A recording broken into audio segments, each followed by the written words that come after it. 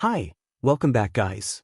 This is your friend, the Iron Fanfics, back with amazing fanfiction. This is the series of What If Deku Hit by Time Quirk. Now before starting, please give this video a like and subscribe to the channel if you want more videos like this. Now let's get into the fanfic. Izuku was having a good day until he very suddenly wasn't. The day at the mall with his class was supposed to be relaxing, productive, and social. However, he found himself alone, abandoned, and sighing. Uraraka ran off so quickly, and he had no explanation from her as to why. She seemed embarrassed, maybe shy? Or maybe she just really needed that bug spray. Either way, he was there, gripping the straps of his yellow backpack as he stood in the middle of a packed mall, by himself, like an idiot. Izuku started walking because standing there like a weirdo wouldn't really achieve anything, and he did need those wrist weights after all. It's why he came in the first place. Izu walked briskly, dodging people as he wove through the crowd. He had no idea where that store was. Unfortunately, that meant Izuku didn't see the child until it was too late. Stumbling as something collided with his legs, he immediately jumped back and scrambled to apologize. The child had bright pink hair and eyes, and the red-haired and red-eyed mother crouched down to examine her son as she sent Izuku a glare. "I'm so sorry," Izuku said again, wringing his hands anxiously. "I was looking for this store to buy my weights. They've been getting too light lately. What I mean is I totally didn't see him. That's not an excuse and I'm super sorry dash." He cut himself off as his arms went numb, and he had to actually check to make sure it was still there. What? There was no warning. His arm just suddenly felt as though it didn't exist at all. "Mom, my quirk. I didn't mean to." The child showed his hands to his mom, only one having a glove on it. Izuku nearly jumped at how quickly the mother stood and turned to face Izuku, panicking. "I'm so sorry," she said, mimicking Izuku's earlier statement. "My son got you with his quirk. It's sort of complicated." Izuku couldn't feel his legs very well and he felt wobbly, as if he'd collapse. When he touches people they mimic the age he is. "He's nearly 8 right now." She winced. "It wears off. You'll be fine in about 2, or 3, or 4 days. But 5 is the max, I swear. Who can I call for you?" Izuku tried to make his tongue work but his whole body was numb. He collapsed to his knees, and slowly his limbs started to tingle. It felt like pins and needles intensified by 100, and he gasped as it spread up his arms around his neck, down his waist to cover every inch of him. A sharp pain rang through his head and Izuku slumped, unconscious in front of the panicking mother-son duo. If they'd been a different mother and son, they would have stayed. They would have picked up the now 7-year-old child, sleeping on the ground in a shrunken version of his previous clothes, and taken him to a security guard. The unconsciousness only remained for up to 5 minutes, after all. They'd have gotten the police involved, and he'd have been given to UA safely to wait out the quirk. This is not what happened. The son stared at the spot where the older boy had been before turning to his mom. "Mom, that's a hero student." She whipped around to him as he pointed at the curly green-haired child with his shaking non-gloved hand. "He goes to UA, and he was on TV for the sports festival." His mother paled drastically before scooping her child up and walking briskly in the other direction. "It'll be fine, baby. The heroes will find him, and he won't remember us anyway." The mother knew her son's quirk was often called useless, but after using it on a heroic student, it had been deemed villainous. She couldn't do that to her child. The green-haired kid would be fine. So many people were in the mall, someone would get him help. They would. She tried to convince herself that as she exited the mall and took her son home without looking back. When the boy woke up he was confused. He was somewhere loud, and there were people everywhere. He looked around for anyone he recognized before realizing he didn't even know who was looking for. Did he have a mom? A dad? He racked his brain, scrunching his nose and mumbling with a hand on his chin as he tried to remember. His name was Midoriya Izuku. He was quirkless and he was 7 years old? He nodded to himself before pushing off the floor in search of an adult. He didn't know why, but he felt like adults were supposed to help. Maybe someone told him that if he was lost to get an adult? He couldn't remember. Izuku looked around and approached the closest person, a man standing against the wall, talking on his cell phone. "Ixus MME?" Izuku stammered. He felt all shaky inside, but he didn't let it stop him as he clenched his shirt in nervous determination. "I need an adult to help me." The guy looked down with a frown. "I'm not interested in helping lost kids. Buzz off." The man then turned back to his phone and Izuku shrank back. He really needed an adult. Izuku tried again, a woman this time. She had 3 children with her, all varying ages and varying attempts of escaping her playfully to explore. Maybe a mother would help him? "I need help," Izuku said as firmly as he could. The woman raised her head as she caught one of her children, giggling in her arms, and her eyes widened. "Oh, you poor dear, have you lost your parents?" She seemed genuine, so Izuku melted in relief. "I don't know. I can't remember," Izuku admitted. The woman looked confused. "Kid, you're what, 7? Izuku nodded, since it was probably close enough. "You should know who your parents are." She sounded exhausted and Izuku frowned. "I'm sorry, I can't remember," he repeated, more pleading. The woman wrangled in another of her escapely and very giggly children and frowned at Izuku. "Look kid, I have my hands full right now. If this is some morality test or something, please go." "A lost kid kiss, but I'm sure someone else will help you if you've actually developed sudden amnesia for real." She then turned back towards her own children and Izuku padded away, eyes teary. Izuku didn't want to be told to go away again. It made him all sad inside. Like his stomach was in knots and bubbling like hot water. He clutched himself as he made for the exit. Maybe he could find a police officer? Izuku didn't get much farther as he began hyperventilating outside, leaning against the cold wall of the mall. Sliding downwards and pulling his knees to his chest, the green-haired child sobbed. Where was his mom? His dad? Did he even have one? Either of them? Was he abandoned? Why did he know his name but nothing else? He spiraled, panicking and sobbing as he hid his face in his knees. Nobody paid much attention to the soft sobbing of a small green-haired child outside the mall. Children threw tantrums, and surely a parent was nearby. Why should the civilians care? Someone else would help, surely. A hero would help, that's what they did. Right? Izuku cried and cried, listening to footsteps pass him by until one set stopped, and clothing rustled. Izuku peeked a teary eye out to see red eyes and light blue hair. The man was crouched to be at Izuku's level, and staring intently. His face was riddled with scars and what looked like an odd dry skin rash of some kind. "Hello." Izuku stuttered, arms wiping at his eyes and nose. The man eyed him, what he was wearing, and his eyes seemed to burn into Izuku. "What's your name?" The man's voice was a firm rasp, as if he hadn't had any water in days. Izuku sniffed loudly. "Midoriya Izuku." The man didn't seem surprised, but his eyes burned with curiosity and excitement, maybe triumph? Izuku couldn't tell. "Are you an adult?" "Yes," the man said carefully. Izuku tried for a wobbly, exhausted smile. "Will you help me? Adults are supposed to help." He choked out. And nobody wants to help me." The man's eyes narrowed before he nodded slowly. Yes, I will help you." The man grinned then, all wide teeth and thin lips, but Izuku was not afraid. Izuku reached his hands upwards, and the man looked extremely uncomfortable, but he stood and picked Izuku up. The man set Izuku on his hip, Izuku wrapping his arms lightly around the man's shoulder and neck.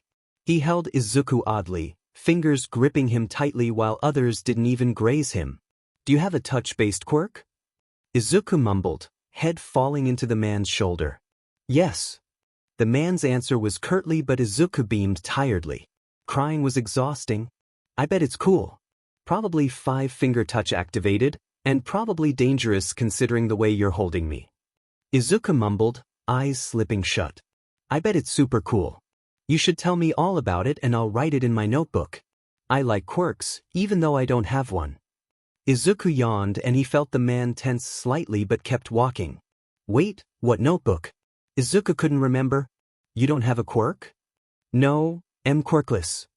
Izuku answered tiredly through another yawn. Doctor said I shouldn't be a hero. Izuku was nearly shocked awake by that comment. He didn't remember that before. Everyone says that. Izuku couldn't help it, his eyes slipped shut. He scrambled to remember, to know where he was getting these things. All he got were flashes. Bright orange flashes in his vision, green hair, white rooms, and old doctors. He got more pieces than anything, but it was all soon slipping away as he fell asleep on the shoulder of the stranger who saved him. I couldn't just leave him there. A voice rang out, angry. What did you bring him here for? He's a hostage, isn't he? If the first voice was mad, the second one was scary. Of course not. He's a kid. He doesn't even remember shit we've done, let alone what he's done. The first voice exclaimed.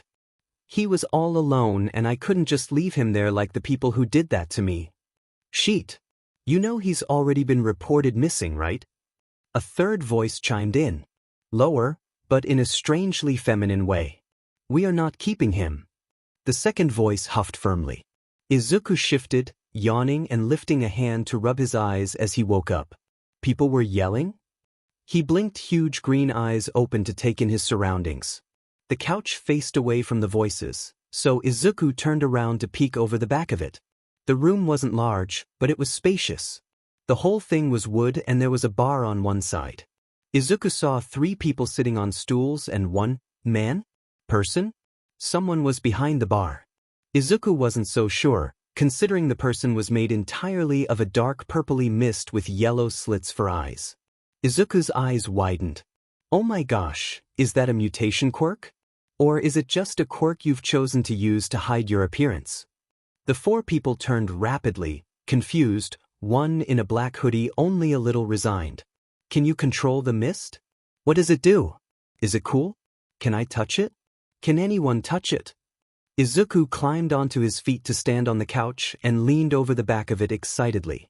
Are those yellow parts your eyes? Can you speak? Is there a physical body underneath your suit or is it only mist? How are you wearing 2 sets of clothes then? What's the metal brace for? What dash? Jesus kid, do you ever shut up? Izuku recognized the scary voice and squeaked, slamming a hand over his mouth. Izuku felt flashes of heat and phantom burns, and he curled in on himself. Sorry. He mumbled, hiding his face. I know, it's creepy and annoying. He resisted crying and he sat back down, wilting. I just think quirks are cool. The man stood to walk around the couch, crouching in front of him. Izuku shifted to face the man, his back to the others in the room. Oh yeah? What about this? The man lifted a hand and Izuku's vision was full of blue. Fire danced in the man's hands, vast and beautiful as the heat brushed his face. Izuku was mesmerized. Whoa! Izuku watched, eyes shining, and couldn't help but think of the orange he remembered. It's not orange, he said helpfully. The man huffed. No. My quirk is called cremation, my fire is so hot it burns blue. He then extinguished the flame and Izuku saw red-tinged skin left behind. You're hurt. Izuku's tiny hand grasped the purple marred hand and examined the red flesh. Burns hurt a lot. The man frowned. Yeah. You get burned ever? Izuku nodded absently, tracing the angry flesh on the man's palm and wishing he could fix it. All the time. He doesn't like that I don't have a quirk. Izuku admitted and then paused. Who's he? Izuku froze at the tone and looked up to see the man's face was contorted into an expression Izuku couldn't help recognizing as anger and pure hatred. Izuku squeaked and withdrew. No one. Izuku cringed and felt bad for not answering. Would the man be mad? Izuku didn't want him to be mad. Hey, I'm not going to hurt you. Izuku uncurled a little to see intense blue eyes in the same purple marred face. Is someone hurting you? His eyes spoke of anger, but Izuku thought it might not be for Izuku. No, it's fine. Izuku stammered, answers coming from nowhere. He doesn't do it a lot. Only W and I get I in his way. He winced at how weak the excuse was, and the way the man rolled his eyes. Your eyes look angry, Izuku told him. The man huffed a laugh, amused. I was burnt a lot as a kid. The whole of a dad, who's now behind me. The man tried for nonchalance, but Izuku could tell it still bothered him. Izuku uncurled to wrap tiny hands around the man's neck in a soft hug. I get burned a lot too. Izuku frowned, trying to remember. He's mean, doesn't like me at all. He then beamed as he pulled away, remembering something. I'm guessing it's some kind of an explosion quirk, based in his hands, but I can't remember. He met the man's eyes and he saw recognition there, oddly enough. Explosions in his hands? The man looked over Izuku's shoulder at the 3 other people Izuku had completely forgotten about. Izuku turned and waved shyly. He then paused, spotting blue hair under the black hoodie. Oh, I know you. Izuku beamed and hopped down. He reached the stool and tilted his head up and up with a bright smile. Hi. He climbed up and sat himself in the man's lap easily. Izuku looked around the room from his new vantage point. I'm Izuku and this one saved me. He gestured to the man behind him with a beaming smile. The purple one with the blue flames laughed and plopped down on his original stool. Saved you, did he? The man seemed amused, and Izuku frowned. But it wasn't funny, Izuku was serious. Bet I did. Izuku's savior grumbled. Yes, we know who you are, Izuku. I told them. These idiots are my party members. Izuku heard the hesitation and tilted his head back to see the man's face. You mean friends? Izuku asked. That means friends, right? The man looked between a grimace and a sneer. I could guess. The words sounded pained and forced, but Izuku was satisfied. He looked away to see the person with red hair watching fondly, the purple-scarred man trying not to outright laugh. Can we be friends? Izuku asked, eyes huge. I've never had friends before. Not since. Izuku paused. He remembered, a doctor. Yeah, Quirkless. Right? Not since my diagnosis. He wilted a little but perked up when someone cleared their throat. I'm Magna. The person was large and muscular, hair red with large lips and sunglasses inside. Izuku beamed at the person. Are you a boy or a girl? He tilted his head slightly. It was polite to ask if you were confused, he knew, but Izuku couldn't remember why he knew that. A girl. The answer was firm, and Izuku nodded easily. I'm Izuku and I'm a boy. He told her. Want to be friends? Her lips twitched into a sort of smile and she nodded. Sure, why not? She grinned, and Izuku beamed. He then looked to the purple man expectantly, eyes wide and shining. Well, I'm Dobby. The man waved.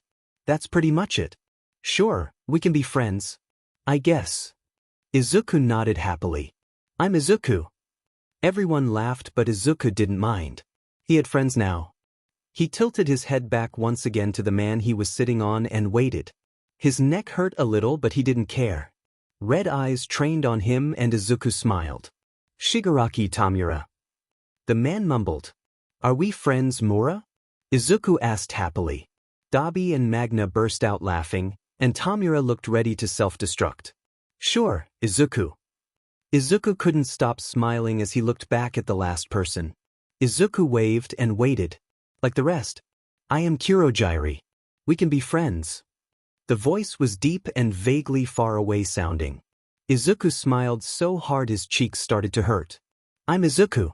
Are you a boy or a girl? A boy like you. Kurogiri said, making Izuku smile. I'm so happy to meet you. Your quirk looks so cool. Izuku grinned before turning himself all the way around to face Tomura. Can I see yours? It's 5-finger contact based, right? Probably something you don't like using since I haven't seen you touch a single thing. Does it work on objects then, or just people? Would it affect me through my clothes? He paused, wondering if anyone was going to stop him. He glanced cautiously over at Dobby, but the man said nothing, merely nodded to Izuku. It's called decay. Izuku snapped his head back to see Tomura reaching for a short glass that rested on the bar. 5 fingers and gone. He pressed his fingers down onto the cup, which turned to dust in front of Izuku's very eyes. Izuku leaned forward in awe, reaching over to touch the pile of dust. So cool. Izuku muttered, letting the ash fall through his fingers. How fast does it work? Can it travel through the ground? Could it take down whole buildings? Could it level a city if it had enough time? He placed a hand on his chin as he mumbled. What does it do to a person? Does it go so fast there isn't any blood, or does it take minutes as the person slowly loses themselves in agony? Can it be controlled? Gloves would work if they only covered a few fingers. Maybe cut the tips off the fingers of the gloves? Do they make gloves that cover only a few fingers? With the surge in 5-finger contact quirks, it would be silly if they didn't. I believe they do make those. Izuku looked up to see everyone staring, Kurogiri having spoken. Izuku flushed. Sorry. He shrank a little. I didn't mean to ramble. No worries, kid. That was some super interesting stuff there. Dobby leaned forward on his elbows. What was that about taking out cities? Well, if Mura, a choke, hides in a place no one will find him, he could theoretically touch the ground and just keep decaying things.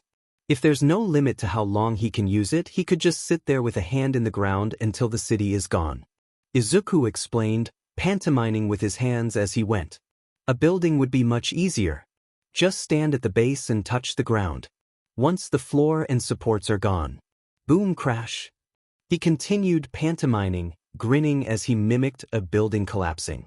Did you just come up with mass destruction after seeing a quirk once? Magna seemed stunned, and Izuku frowned. Yeah, but that's not very nice. Mura could easily be a hero too. He leaned back into Tomura's stomach thoughtfully. Like the Hero 13 quirk, black hole. It could also be used for mass destruction. Again, stand in front of a building and just wait. Alternatively, decay could be used to take out rubble to free people.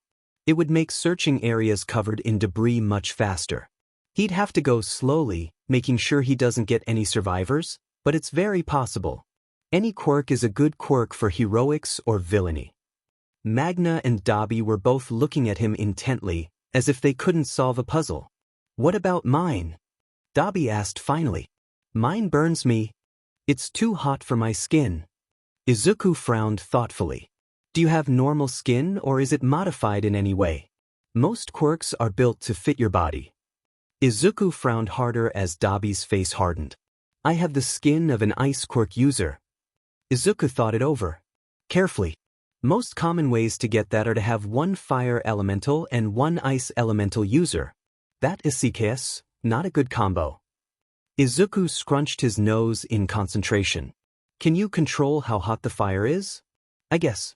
It was weaker when I was younger, and it got hotter as I trained. Izuku didn't like the look on his face and moved on.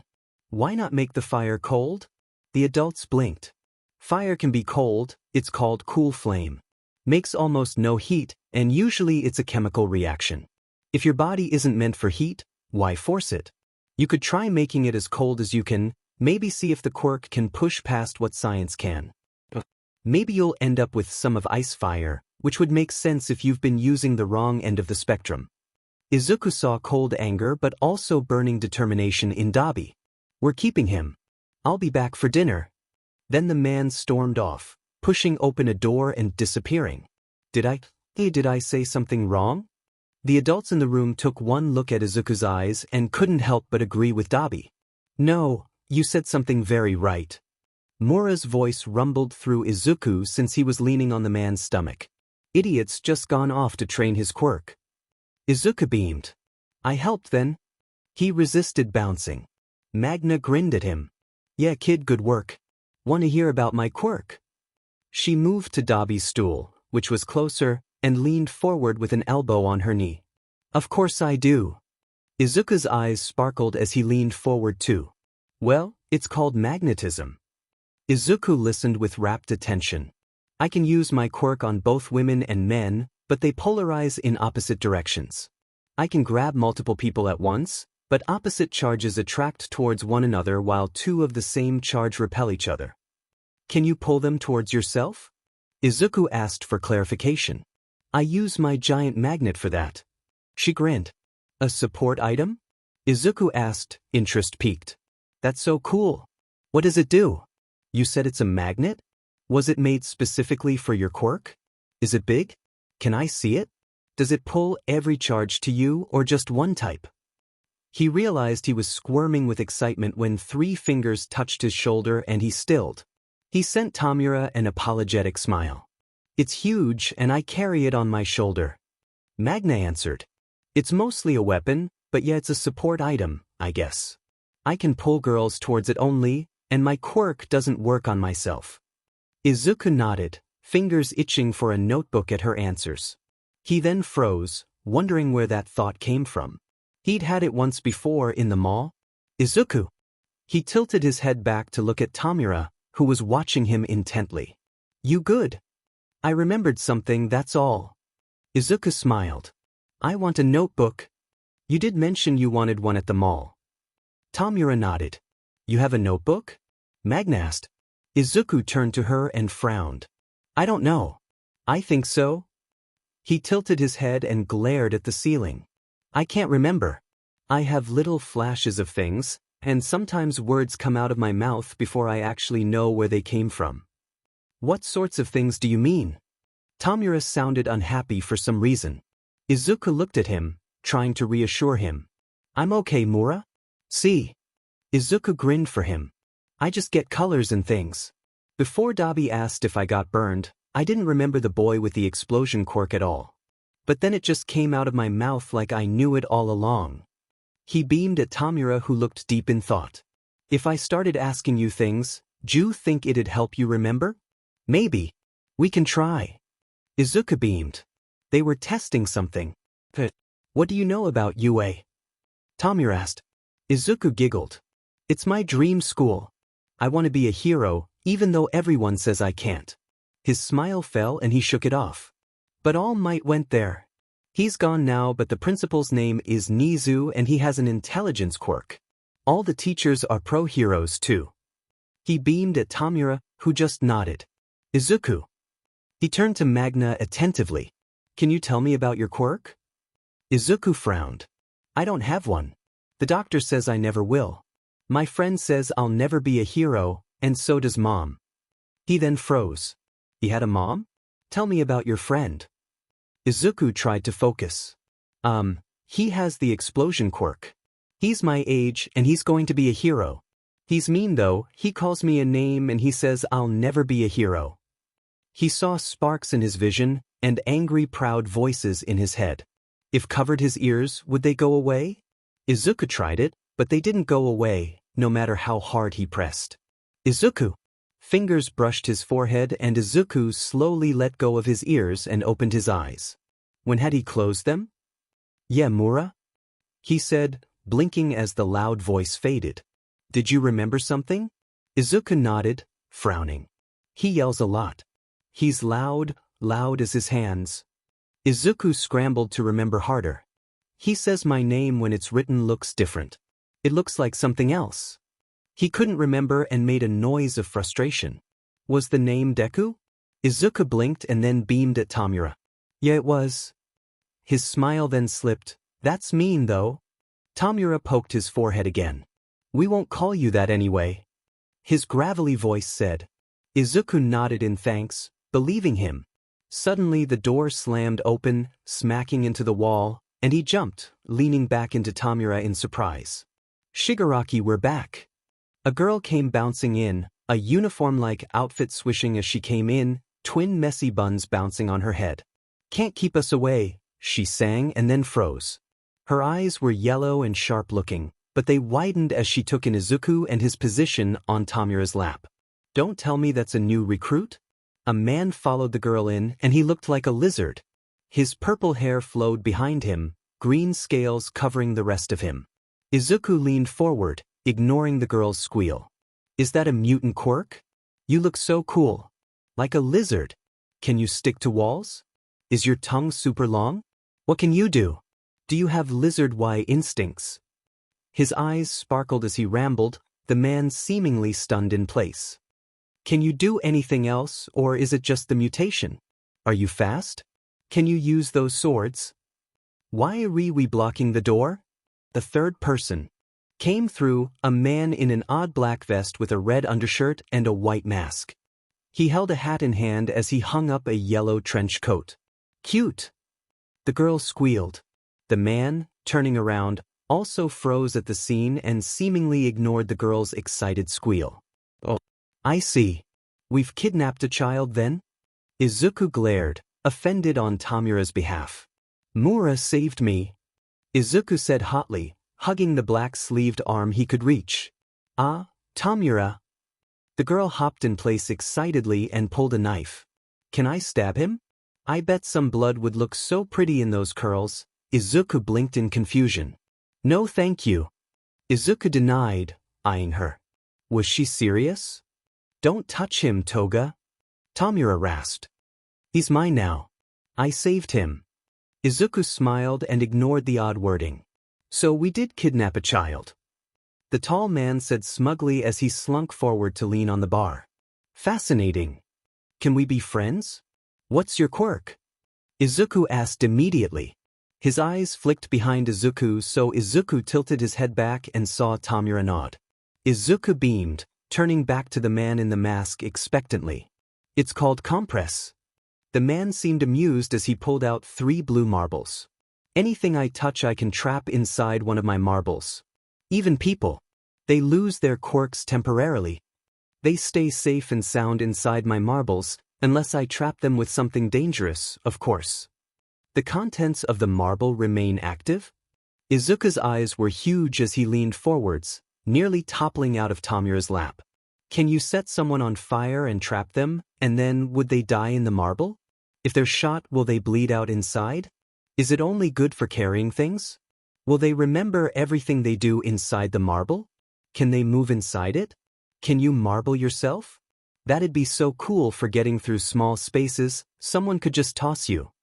The man took off his white mask, which had another mask under it, revealing warm brown eyes that seemed very interested in Izuku and an amused grin. My, I see why you've decided to keep this one intact," the man said, eyeing Tomura appraisingly. "Child, what's your name?" "I'm Midoriya Izuku. Do you want to be friends?" The 3 newcomers collectively froze once more, the girl having just started moving closer again and the lizard having been moving towards the couch. Why did they freeze like that? Did they not want to be friends? "Mura and Dobby and Magna and Giri are my friends already," Izuku assured the man quickly. He laughed in response. "Why, yes, of course. I am Mr. Compress." He gave a small, flourishing, seated bow and Izuku laughed. "That's not a real name," he said between giggles, "but okay, Compress." The other 2 started moving again, the girl plopping herself cross-legged on the floor, the lizard sitting on the couch. "To answer your questions, yes, people can die in my marbles. They do remember what happens inside, but not what's happening outside of the marble." "Very handy indeed." Izuku turned to Tomura excitedly. "Mura, I really need a notebook. The quirks are so cool." Tomura huffed. "Squirt. We'll find you something to write in." Izuku beamed, hugging Tomura around the waist. "Thank you." He pulled back and turned to the girl on the floor who was pouting lightly. "Will you be my friend too?" She grinned, large canines on full display. "Of course I will. I'm Toga. Toga Himiko." She started shaking her fists up and down in her lap, grinning. "You're so adorable and I'm so glad you're joining our league." "What's your league?" Izuku tilted his head. "Is it like a group?" She nodded happily, buns bouncing. "What do you do?" "We're making the world a better place." Tomura's voice answered for her. "We're taking out society's trash." Izuku frowned in confusion. Compress leaned forward to answer. "We want to create a better society for everyone to live more freely." Compress said evenly. "Don't heroes do that?" Izuku asked, genuinely curious. Tomura behind him huffed slightly, and Izuku was lifted up to sit on the counter so he no longer had his back to the man. "Mura, have you noticed that people yell at heroes who lose their fights, or don't save enough people?" Tomura narrowed his eyes at Izuku, who scrunched his nose and thought about it. "Sometimes. They get mad at them when they don't save everyone, especially from villains." Izuku decided. "Because heroes are supposed to protect us?" Izuku looked up, hoping he was right. "But why should they be criticized? Do they need to be perfect?" Izuku shook his head. "Everyone makes mistakes." Izuku said seriously. It's part of being human. Tomura grinned at him, and Izuku smiled in relief. He got it right. That's exactly right, Izuku. Tomura praised. Heroes should be allowed to make mistakes, no? But society says they can't, they need to protect us and be perfect. That's not right, don't you think? But that can't be fixed, Mura. Heroes are everywhere, and besides, the people would be the problem. Izuku pointed out. Heroes are at fault too. Izuku leaned to the side, past Tomura, to see the lizard mutant turned around on the couch. When heroes start getting paid to save people, they're not heroes anymore. That is Stain's teaching. Who's Stain? Izuku blinked at the man. Also, who are you? Want to be friends? I am Spinner, the one who will spin Stain's dream into a reality. The man grinned. You are a true hero, one to be spared. I'm not a hero. Izuku frowned. Not yet. I want to be though. Spinner didn't say anything as he simply turned around again. Izuku. Tomura called his attention. Would you save people even if you didn't get paid? Of course I would. Izuku said fiercely. Everyone deserves to be saved. Everyone. Izuku nodded at Tomura's raised eyebrow. Even people who are poor? People who are homeless? Yes. He said, determined. What about bad people, the people who've been to jail, are they worth saving? Everyone. Izuku repeated firmly. Even villains? Tomura's eyes were serious and Izuku paused to think. Are they trying to hurt me? He asked, tilting his head. If someone attacked me without warning as a hero, I would fight back. Okay. Tomura looked deep in thought. What if they're a villain and you know they're a villain, but they promise not to hurt you? Would you talk to them? Probably. Are they threatening other people? I'd want to protect civilians. Tomura nodded easily. Their goal isn't to hurt civilians. They're innocent, bred by the mindset of heroes and society. Tomura grinned. So you would listen? Would you save them, even if they were trying to kill you? Everyone deserves saving. Izuku said firmly. Even villains are people. They hurt people and heroes hurt them a lot back, but I think they could be saved. Villains usually don't live happy lives. Do you think you could ever agree with a villain? Izuku glanced over at Compress. Of course I could. Izuku laughed. Lots of villains have the same stuff as me. Some of them even like All Might, like I do. The girl, Toga, giggled a little crazily. I like red. Red is so pretty, like blood. She giggled madly and Izuku smiled at her. I like red too. He kicked out his shoes, careful to avoid kicking Tomura, and pointed at the blocky red sneakers happily. See? Izuku gave her one last smile before turning back to Compress. Why do you ask? Well, I meant more on the moral scale. Could you agree to killing someone in self-defense? His brown eyes were curious, a flare of something Izuku couldn't place. I dunno. Izuku frowned in thought. Do I have a choice? Can I lock them up? No. It's either kill them before they kill you, or let them try to kill you first. Izuku didn't like this question. Heroes kill villains all the time. Tomura's raspy voice cut in softly.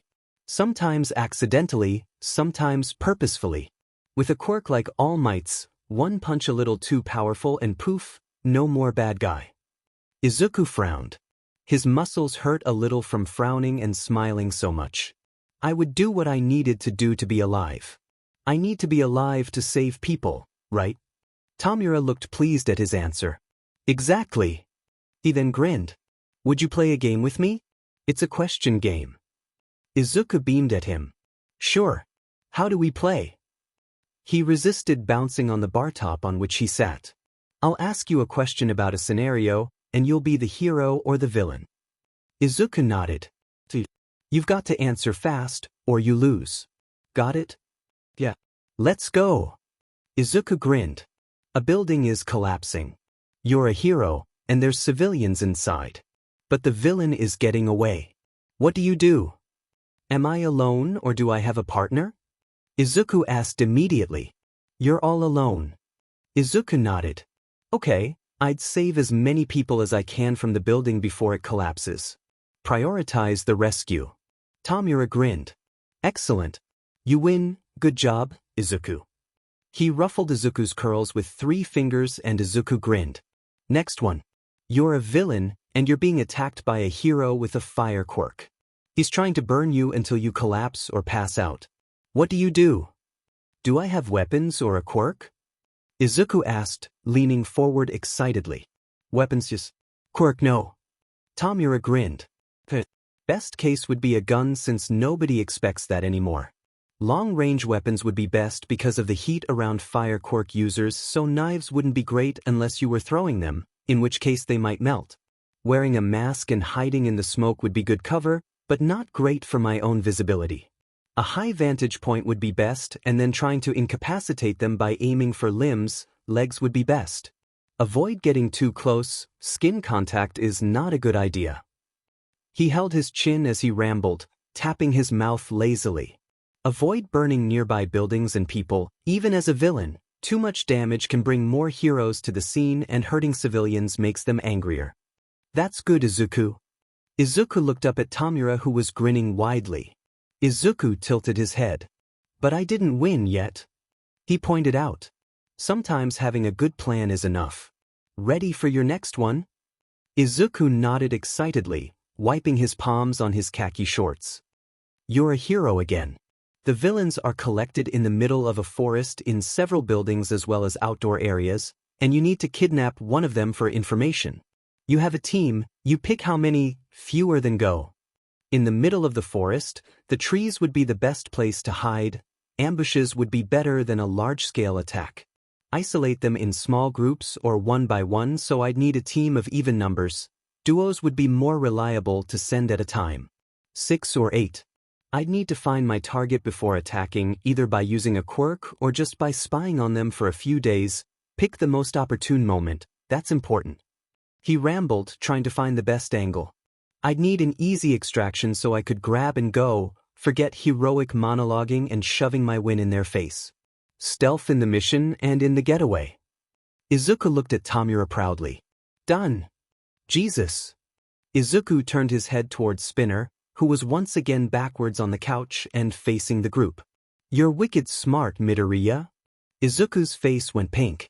I just like analyzing quirks, he said, ducking his head shyly. I like watching hero battles and trying to find ways to win before the hero does. How old are you, Izuku? Izuku turned back to Tomura. 7 or 8. He answered, frowning lightly again. I can't remember. Maybe nearly 8? That's between them. He shook his head apologetically. Sorry, Mra. No worries, Squirt. He said, grinning wildly. He's right, wicked smart at just 7. Can we do another scenario? The next should be a villain one. It's a pattern. Izuku grinned happily at Tomura. Okay, one more. He huffed. You're a villain, and you want to reform society. Wipe the board clean and start over to create the world of your own choosing. How would you do that? Izuku blinked at just how broad the question was. Reform society?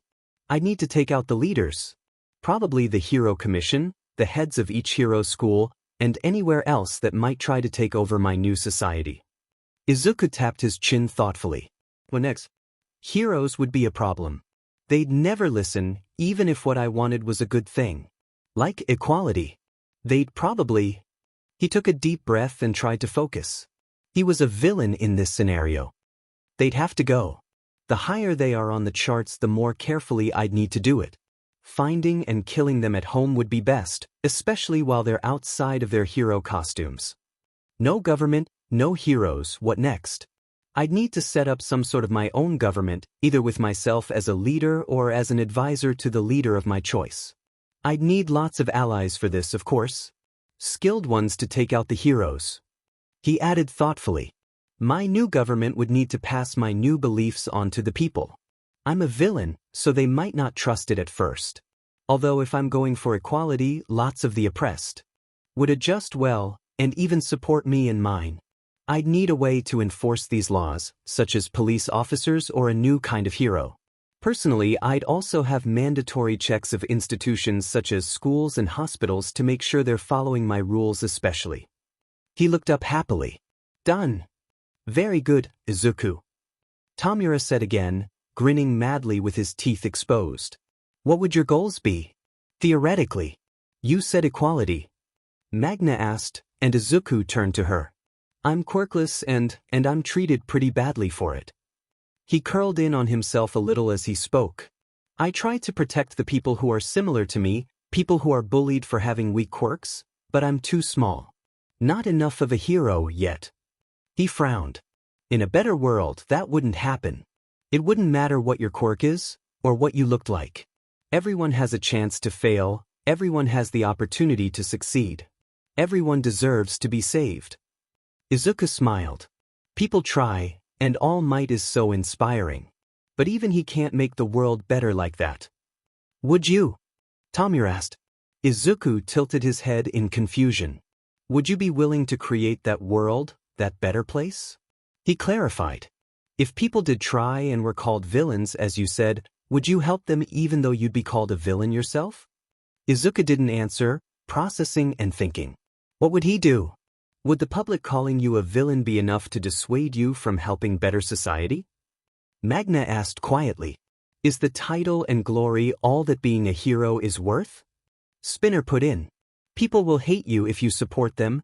People will hate you if they succeed and you're against them. Toga muttered a little dreamily.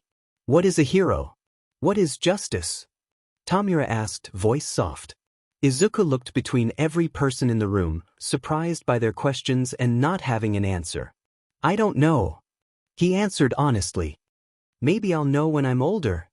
Izuku said softly. Tomura seemed understanding, not surprised. It's a very hard scenario. For now I'll say nobody won, but if you ever have an answer, let me know. Izuku's green eyes clashed with intense red ones, and he beamed at the man. I can do that. Izuku enthused. The door then slammed open, again making Izuku flinch toward Tomura. This time it was Dobby and he was grinning. His smile was wild and free, wider than Izuku thought possible with crazed, glowing blue eyes. He didn't seem to care that his arms were steaming a little, which was concerning to Izuku. However, he didn't get to voice this before Dobby's breathless and giddy voice rang through the room. Hey guys, what did I miss? Dobby panted, massaging his shoulder with an eyebrow twitch. Izuku watched, frowning. Are you okay? Dobby seemed to pause before grinning and nodding. Yes, Squirt. Though I have a surprise for you. Want to see? Izuku nodded rapidly, eyes wide. Dobby came closer to the bar and took the seat next to Tomura. Dobby held out a hand, mimicking when he'd previously shown off his quirk, and lit his palm. Instead of a vibrant blue, the flames were a mass of darkness. It swayed and cracked like fire, shifting from Izuku's odd breaths. Cold flame. Izuku reached out, not touching it, and he felt misty coldness seeping into his hands. He laughed, delighted. It's beautiful. Like ice fire. He smiled at Dobby, who made a distantly sad expression before grinning at Izuku. Yeah, your advice was great. As a kid I was trained to use the highest temperature of flame I could. I had never considered going to lower temperatures. Izuku beamed. So I helped? Really? Izuku's eyes tracked Dobby's hand as the man extinguished the flame to reveal an uninjured palm. Redness from previous burns lingered, but no new rawness or blisters had formed. Amazing! He breathed. All thanks to you, Squirt. Dobby stood, grinning, and patted Izuku's fluffy hair firmly. Izuku blinked at the 3 pats, but laughed. Genius, that one. A real hero. Spinner complimented. Izuku went to respond, but looked down the hall at footsteps from a man Izuku didn't recognize. He wore a full-body suit, including a mask, in black and white. The suit was tight and showed off his muscles, and Izuku tilted his head in curiosity. Hello. Want to be friends? He asked, leaning forward. Izuku thought he heard Dobby mutter, always asks that first, but ignored it. Sure. A cheery voice answered. No way, you're too young to be here. A second more angry voice said. Izuku frowned. So, are we friends? Of course we are. Absolutely no way. The man answered, voices switching out. Twice here had an accident a while back. Tomura answered Izuku's unspoken question. It didn't go over well, and he's been like this ever since. Why are you wearing a costume? Izuku said, knowing not to ask about whatever the accident was. It keeps my head from splitting. None of your business. It's not perfect, but it helps. No, it doesn't. Izuku nodded, adjusting. People reject me because of it. Disgusting, discriminatory BSTRD heroes. That's why I'm here with the League. I can be happy here, and they accept me. Oh, that makes sense. Izuku hopped down and headed for the man, standing in front of him and tilting his head all the way back. Izuku then reached his hands upward expectantly. Twice, he wants you to pick him up. Tomura said when the man didn't move. The man, twice, slowly bent and scooped Izuku up to seat him on his hip. You're small. How old are you? Like I care. Izuku hummed. I'm close to 8. I've always been small though. Izuku reached out his hands, on a mission, and placed them on Twice's head. You're perfect the way you are, and everybody deserves to be saved. Dobby made a noise behind him, but Izuku ignored him again. Did Tomura save you too? The white places on his mask, which Izuku assumes were eyes, widened and slid by him to land on Tomura. Yeah, I guess he did. Twice murmured. Izuku beamed at him, moving his hands from the man's head to wrap around his neck and shoulders. He saved me too. Izuku said. I think he saved all of the people here. Maybe not in the same way like you and me, but I think he did. Izuku leaned in and whispered in Twice's ear, He's my hero. Twice laughed loudly, leaning forward as he did, nearly dropping Izuku, who giggled. That's hilarious. No, it's not. The man chuckled, gasping for breath. Izuku grinned playfully, and wiggled to be put down. Feet on the ground and Twice wiping imaginary tears out of his eyes, Izuku climbed onto a bar seat and smiled. So you'll be my friend, then? Izuku asked again, more sure Twice would say yes. Of course, kid. As if. Izuku clapped happily. Great. You're Twice, right? I'm Izuku. What's your quirk? Can I see it? Is it powerful? Is it cool like Dobby's and Tomura's and Magna's? Like Compress? Izuku's eyes sparkled as Twice took a seat. He faintly noticed Compress and Spinner watching from the couch. My quirk is called Duplicate, and it makes it so I can make doubles of anything. Objects or people, doesn't matter. I need their measurements. It's useless if I don't have those. If it's a person, I have no control over them and I can only make 2 at a time. I can also duplicate myself. No, I can't. I won't. Izuku laughed. That's so cool. Are the clones exact? Can they use the original's quirks? Can they die just like real people? Could Compress put them in a marble and keep them to use for copies of you for emergencies? Izuku leaned forward, fascinated. Twice tapped his chin, motion exaggerated. The clones aren't as durable as the originals. They melt into sludge after they take too many hits. They fall apart. It's gross. Twice changed expressions between voices and Izuku giggled. If Tomura decayed a clone, would it turn to ash or sludge? Izuku tilted his head clinically. Twice hopped to his feet and pointed at Tomura excitedly. Shigaraki, we're testing this. No, we're not. It's pointless. Tomura sighed, and Izuku turned huge pleading eyes to the man. Oh please, Mura? Izuku bounced in place. I'd get to see your quirk in action. Tomura sighed again, this time in defeat. Fine. Whose clone? He grumbled. Izuku clapped happily. Mine. Izuku volunteered. Tomura scowled. No. Someone else. Izuku frowned sadly, but nodded.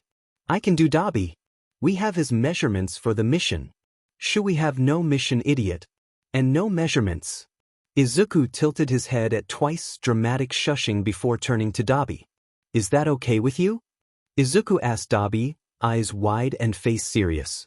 Sure, I guess. Better get used to my clones dying anyway. Dobby shrugged with a grin. Oh yes. I've been wanting to decay your face since I laid eyes on your ugly face. Tomura jumped to his feet in excitement, grinning at Dobby. Izuku's small face scowled in disapproval.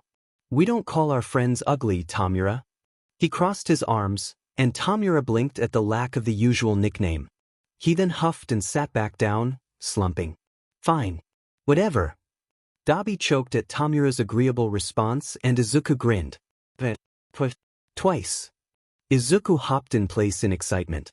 We're going to be killing Dobby. Let's do it. Toga exclaimed as she pumped her fists with a grin. Twice. Izuku beamed at him expectantly. The man held his hands out and goop fell onto the floor, plopping down in a pile. Izuku gasped as Twice held his hands still and the sludge slowly morphed into a perfect copy of Dobby. Oh, that's so cool. Izuku ran forward and took fake Dobby's hand, examining it. It's so perfect. Fake Dobby laughed. Oi, Scarface, get over here. Shigaraki called. Fake Dobby sighed and meandered over. I hope decay isn't as painful as it sounds. Fake Dobby muttered. Tomura pressed a hand into the clone's chest, and Izuku's eyes widened. Fake Dobby's chest turned gray, the color of ash spreading, and then suddenly he collapsed into a pile of goo. Izuku clasped in delight. Duplicate wins. I wonder if it's because Mura's quirk can't kick in fast enough before the clone takes too much damage. If he decays only limbs first, would it get a different result? Can clones lose limbs without melting if they get medical attention? Is it worth giving them medical attention if you can just destroy them and make more?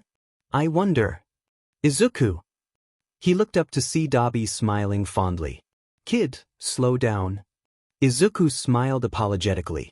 Sorry, No, keep going. Dobby held up a hand. It's just that if you want to try all your ideas, you'll need to slow down. Izuku blinked and then beamed. Okay. Izuku woke up on the couch where he'd laid down after several exciting experiments and dinner. Although he didn't have a blanket or a pillow then, and he realized someone must have given him some. The thought made his insides warm. He yawned and sat up, rubbing his eyes, bleary with sleep.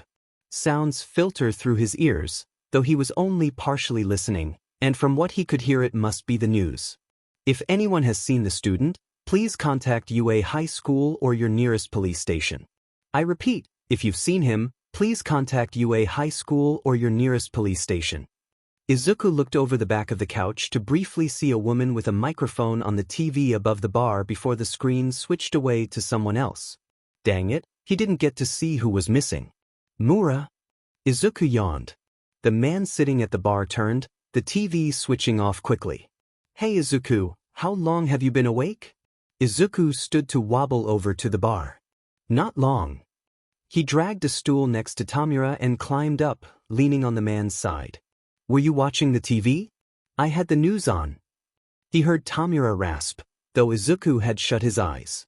No, though I heard a reporter say to contact UA. Is everything okay? He leaned away from Tomura to stretch, back popping nicely as he did. A student is missing, that's all. Izuku frowned. Will the heroes find them? He asked. Tomura seemed amused, and ruffled Izuku's messy curls with 3 fingers. Maybe. Though maybe not, heroes make mistakes sometimes. Izuku nodded in acceptance. I hope whoever it is doing okay. Izuku said earnestly. Maybe they're just lost. Maybe that's it. Izuku smiled at Tomura, but turned away as he heard footsteps coming from the hall. Oh, kids up. Dobby appeared, and Izuku waved. Hiya. Izuku said. Dobby waved tiredly, yawning. Izuku. Izuku turned to see Tomura looking at him seriously. Tonight, everyone will be going on a mission, and you can't go with them. They won't come back until tomorrow night. Izuku frowned. Why not? I want to help. Tomura grinned, but he shook his head. It's great you want to help, but they have a job to do. It could be dangerous for you. Izuku sighed, pouting. Fine. But I am not happy. Oh, baby's not happy, Shigaraki. Toga skipped into the room. He can't go with you on the mission, it would be too risky. Tomura glared. But what if he went with me and Twice? Dobby eyed Tomura thoughtfully. We're not supposed to be seen at all, staying back in the fight. It'd be safe and he'd get to see us working. Tomura narrowed his eyes. And Izuku looked back and forth between the two, excitedly. Fine. But if they see him, Dobby grinned. Then we'll just have to be extra careful, won't we? Dobby raised an eyebrow, and Izuku ran over to hug Dobby's legs. Thank you, Dobby. Izuku squealed. Yeah, just don't run off, Squirt. Izuku nodded rapidly. I'll stay put. Promise. Dobby patted him in the head. Oi, don't let him anywhere near Muscular or Moonfish. Izuku turned to see Tomura looking very serious, red eyes gleaming. Duh. Dobby rolled his eyes and bent down to scoop Izuku up. The mustard kid doesn't seem so bad though. Whatever. Just don't let Izuku out of your sight. Tomura glared. Izuku patted Dobby's cheek, looking at Tomura. Don't worry, Mura. I'll stay put. Izuku assured him. What's the mission? Dobby took a seat on a stool, still holding Izuku, and set him in his lap. We're doing a version of that forest mission you explained yesterday. Tomura grinned. There's someone there that we wanted, but now we want him even more. Izuku tilted his head. So you're going to a place in a forest to take someone and get out. Izuku nodded thoughtfully. What about the quick getaway? Kurogiri's quirk is called Warp Gate. It's like teleportation. Whoa. Izuku's eyes sparkled. That's perfect. Will you be extracting the person all stealthy-like? Sort of. We want to make a little bit of a splash. Any ideas? Izuku tilted his head at Tomura's words, shifting a little to lean more into Dobby. Well, you could have two teams. Like a distraction team and an extraction team, but for that to work the target would have to be separated or something from the main group already. Izuku frowned in thought. If all of the threats were in one place, the distraction team would have to be there. That way, they'd think anyone away from the distraction group would be safer. They'd want the target far away from the perceived threat. The distraction team would have to be people who could basically put on a show. Flashier quirks to catch the attention of the people to keep the others hidden. They'd need to hold the attention and keep any threats contained. The extraction team would need to be stealthier, quirks that be used in the down low and in smaller ways. Spreading all our allies out would be a good idea? Izuku paused, and then smiled at Tomura apologetically. Sorry, that's all I got. Izuku looked around and froze, seeing everyone suddenly in the room and staring at him. He hadn't even noticed them arriving. Oh, hiya. He waved. Kid, that's perfect. Dobby said from behind Izuku. Izuku tilted his head all the way back to look up at Dobby. Really? Let's change the plan. And oh, the old plan was better. Izuku blinked and looked at Twice, Compress looking thoughtful next to him. I could be on the distraction team, of course. I can hold an audience's attention. Izuku grinned at Compress' flamboyant declaration. Muscular and Moonfish would definitely be distracting. Dobby mused. They can't be subtle for the life of them. Mustard would be good for the stealth team. He could be useful if we encountered people who aren't the target. Magna added. In the original plan, he was going to use it on a wider scale, but that would attract a lot of attention. Dobby could be on the stealth team too, without using his quirk. Torching the whole place would be obvious as hell. Tomura added. Twice would be good for my team, and Toga would too. She could get more people's blood if Mustard is taking them out. Dobby put in. Izuku just looked from adult to adult with wide eyes. Who are you going up against? Izuku blurted. It's heroes, right? Everyone froze, and Izuku blinked huge eyes at them. Will they hurt you? Yeah, they will. Tomura murmured. They said we're villains, and heroes take down villains by any means necessary. Izuku frowned. They have a camp in the middle of the woods? Who all will be there? Tomura sighed. We're attacking a training camp of UA's first years. They'll be the Pussycats, and their teachers. Eraserhead and Vlad King. Izuku perked up. I know them. Izuku grinned. Eraserhead avoids the media because he says it gets in the way of his job. He's got an erasure-type quirk centered around his line of sight. He uses a capture scarf and yellow goggles during heroics. He's an ambush-style underground hero. Tomura nodded for him to continue. Vlad King has a blood manipulation quirk. It only works on his own blood after it leaves his body, and he isn't affected by blood loss, which is super cool and is definitely an advantage if he's really injured, but he's also really strong. That's not part of his quirk, he's just super buff. Izuku grinned. The wild pussycats are rescue heroes and work in perfect sync from years of teamwork. Mandalay is the leader, and she's got a telepathic quirk that allows her to spread messages to people telepathically. Super cool, but also bad if she can just tell people you guys are attacking. Pixie Bob has an earth manipulation quirk, where she can move mountain debris, make monsters to fight people, and even cause avalanches. Ragdoll has the quirk, Search, which allows her to see and find up to 100 people in a huge area, and even their weaknesses. Every person she catalogs stays in her memory. Tiger is last, and he has a stretchy quirk. I think it's called Pliabody. He's super flexible and can bend or flatten or stretch himself in super cool ways, and it can be creepy too. He's also super buff, like Vlad King. Izuku looked at all the attentive people watching him, his friends listening as if what he said mattered, and he wilted a little. Because they're going to try and hurt you, you'll hurt them back, won't you? Yes, we will. Tomura confirmed. But we don't need to kill them. We have 2 targets, and if we can get them after showing off a little, then we'll just leave. Izuku nodded slowly. Who are you after? Izuku tilted his head. Well, Ragdoll for one. She's got a powerful quirk. Izuku didn't know why that mattered, but he nodded in acceptance. The other is a student. We wanted him originally for recruitment, but he's hurt someone we've come to like a little bit. So you're hurting him back, a little bit? Izuku asked, confused.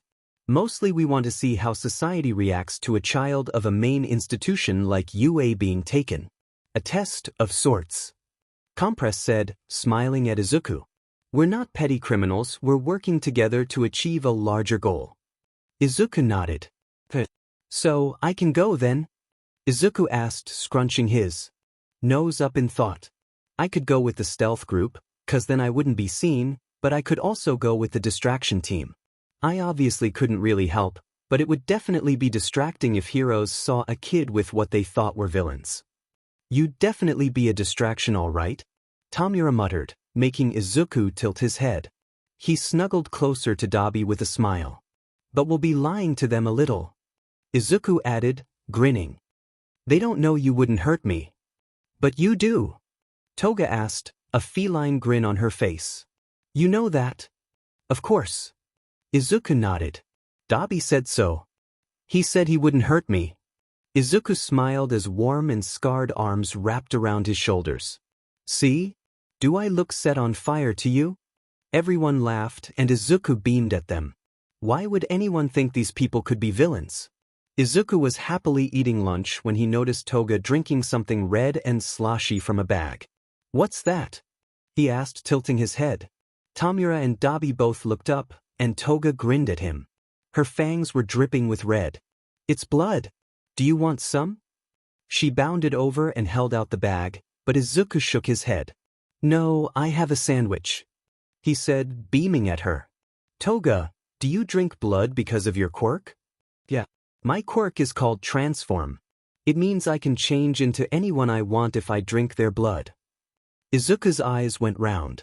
That's so cool, he exclaimed, grinning at her. Can you drink 3 different people at the same time and then switch between them? Is there a time limit? Can you use the quirks of people you look like? Can you change size and become smaller or taller based on who you're pretending to be? Kid, you're a walking ray of sunshine, Dobby said, making Izuku turn to him. Why? Izuku asked, tilting his head, and Dobby huffed. You're chill with literally everything. My quirk does have a time limit. Izuku turned back to Toga, who was sipping her blood again. Depending on how much I drink, the longer or shorter amount of time I can stay transformed. That's so cool. Izuku repeated, smiling as he nommed on his sandwich. He frowned as he chewed the bite, and then looked up at Toga after he swallowed. People with blood quirks have a higher statistical chance of being treated badly because of quirk discrimination. Toga's grin faded a little. My parents didn't like my quirk, they wanted me to be normal, she said, her smile smaller but not gone. Blood is so pretty, and I wanted to become the person I loved, but they didn't like that. But it's okay. Shigaraki here, let me join, and now I can have all the blood I want. She was grinning again and Izuku laughed. Mura saved me too. Izuku told her, making her giggle. Of course he did. That's what he does. Toga laughed despite the glare she received, and Izuku smiled for the rest of lunch. For the next few hours, the League went over plans and strategies and placements to implement what Izuku had suggested into their original plan. Izuku didn't follow most of it, but he did make suggestions. For example, taking out Mandalay first instead of Pixie Bob. It would make it so they couldn't call for backup with her quirk, and the suggestion earned Izuku head pats. After dinner, the League was bustling around to get ready, and Compress was discussing with Kurogiri something about ATiredAndDeadWriter. Izuku just sat on the bar, happily swinging his legs, and watched the chaos with Tomura sitting to his left. Why do they have to leave first? Izuku asked, frowning. Because they need to find the 2 targets, remember? Tomura answered. You can join them tomorrow night. It'll give them a chance to let the other 3 know you're going with them. It's still Asigas. Izuku huffed. Compress and Twice are staying behind, right? Yes, we are. Stupid plan making us wait. Twice exclaimed from the side, making Izuku laugh. Well, I'm glad I get to go at all. Izuku decided, even if I don't like waiting. Oh, Izuku? Tomura grabbed his attention. Remember how I said you'd be a good distraction? Izuku nodded. It's because, technically you're missing. Izuku frowned and tilted his head to the side. I know. Izuku told him. I have a mom, I think. She probably reported me missing. Tomura blinked in surprise. And you're not mad we're keeping you? You don't want to leave. Izuku shrugged. I don't remember her. If I go back, she'll just be sad and I'll be sad. If I stay, at least one of us can be happy. Izuku beamed at Tomura. You guys are my friends, and I don't want to leave. Geez, squirt. Dobby ruffled Izuku's hair from his other side, making me grow a heart. Izuku giggled. You already had one. Izuku grinned. Remember? You said you weren't going to hurt me. That means you're good. Whatever you say. Dobby rolled his eyes. Izuku, remember how you said you guys need to distract? Tomura caught his attention. Izuku nodded. We might say things that don't make sense, okay? Just to make the heroes mad. Is that all right? Yep. Izuku grinned, looking at Tomura. You are my friends and I know that. So what's Izuku's role? Spinner said, frowning. Is he just going to sit there and not say anything? He could pretend to be a hostage. Dobby shrugged. Scream and all that. Maybe we could do the opposite? Magna suggested. He's a hostage, but he doesn't even know it. Everyone looked confused, but Izuku lit up. Oh, I get it. Izuku exclaimed brightly. You mean I pretend to be innocent and not know you guys are the bad guys? You think we're the bad guys? Dobby asked, raising an amused eyebrow. Well, you sort of are. Izuku giggled. The heroes definitely think so. So he's just gonna giggle and act like a little kid? Spinner checked. Oh, I'll tell them all about how you guys are my friends. Izuku beamed. They'll be mad about that, right? Because they think you're bad, so they'll think you've brainwashed me or tricked me. Dobby laughed and reached over to pat Izuku's curls again. Sure, that works. He huffed. Kurogiri, the warehouse first, right? Yes, Dobby. Kurogiri's deep voice confirmed. Mustard, Moonfish, and Muscular are all there waiting. Let's go. Toga grinned, spinning a knife. Izuku watched from the bar as the back wall was engulfed in purple mist, and then each person walked through and disappeared. Whoa. Izuku turned to Kurogiri. Is your teleportation coordinate-based? How many portals can you open? Does it matter at all? Can people die inside if you never let them out and leave them stuck somewhere in between? My quirk is coordinate-based, but I can't tell you much else. Kurogiri said, I've never tested it beyond its basic abilities. Izuku slumped a little, but he nodded. Izuku, I have a notebook for you. Izuku whipped around and gasped as Tomura handed him a notebook. Izuku took it carefully and hugged it to his chest immediately. Thank you, Mura, I love it. Izuku squealed, It's mine?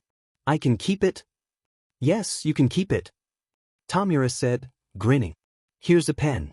Now you can plan whatever world domination you want. Izuku laughed brightly as he accepted the pen, and immediately started scribbling away. The next day was just Izuku happily scribbling away in his notebook, asking Tomura what the names of everyone's quirks were, including the ones Izuku hadn't gotten to meet. Muscular, moonfish, and mustard. Lots of them. The notebook was quickly filling, and Tomura promised to get him another when he finished the first one. It made Izuku feel warm inside, and he'd given Tomura as big a hug as he could to thank him. As dinner wrapped up, Izuku was once again sitting on the bar and waiting for everything to be ready. Izuku, Compress called as he approached, holding something odd with straps and something that looked like a seat. This will make it so you're strapped to me and you'll need to stay there while we're there. Okay. I can do that. Izuku nodded, grinning. The next few minutes were spent with the 4 adults, if you even counted twice, collectively trying to figure out the HRs while Izuku just watched on with curious amusement. It ended up with Izuku sitting in a sort of kid-holder backpack. He could see over Compress' shoulder, but his torso and butt were attached to a HRs that Compress wore. The straps went around the man's waist and over his shoulders. I'm a backpack, Izuku declared once he was all strapped in. Yes, you are, little one. Compress laughed. Are you ready, Twice? Let's go already. No, we can't, Twice announced, making Izuku laugh. I'll still be sending the Nomu, Tomura told Compress, almost as an afterthought. We'll release it on the opposite side of the forest from the stealth team to keep any students nearby focused on the Nomu. As long as it doesn't disturb the plan. Compress said, nodding politely. Here are your communication devices, don't lose them. Tomura said, sending the adults warning looks. He even gave Izuku one, which made the child beam with delight. Ready, little one? Compress asked as he settled his mask back in place, having removed it to put in the earpiece. Ready, Izuku confirmed, putting his hands on Compress' shoulders. Without delay they stepped into a swirling purple portal and Izuku gasped as they ended up in a dark forest. Izuku couldn't see anyone. Where are we? He whispered. There should be a clearing just ahead, and we'll jump in after Magna takes out Mandalay. Compress whispered back. Izuku nodded and said nothing, knowing quiet was best.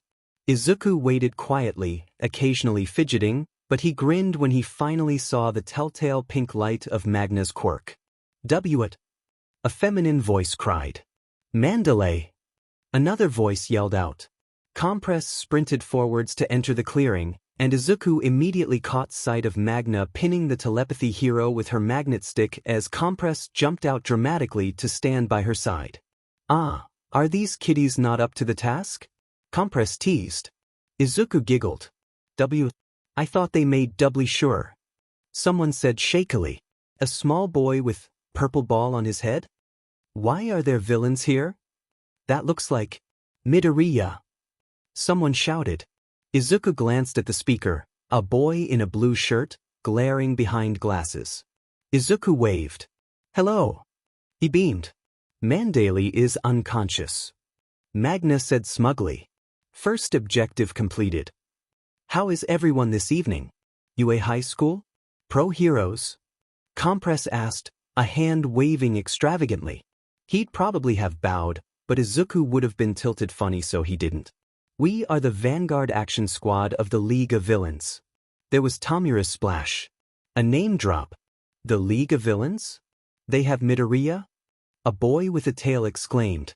Ah, we reverted him to the age of 7. Compress lied, hand swishing. Such a cute little thing, isn't he? Not so dangerous now. Izuku giggled, clinging to the villain's shoulder. Can you believe how many friends I have? Izuku beamed at them. He tapped his chin, eyes wide, playing his distraction. Will you guys be my friends too? Midoriya, you have to get away from them. The glasses boy yelled, taking a single step forward. Release our leader.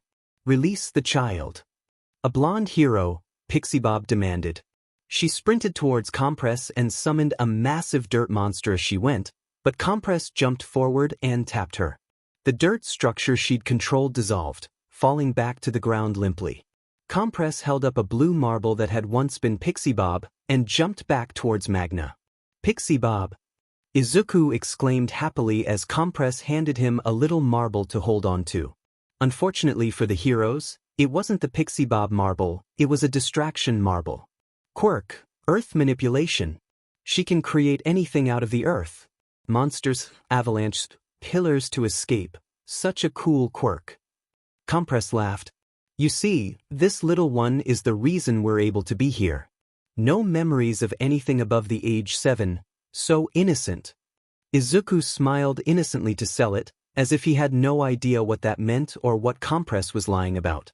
The glasses boy looked devastated, the tail boy looked shocked, and the small one just fell backwards onto his butt. These were hero students?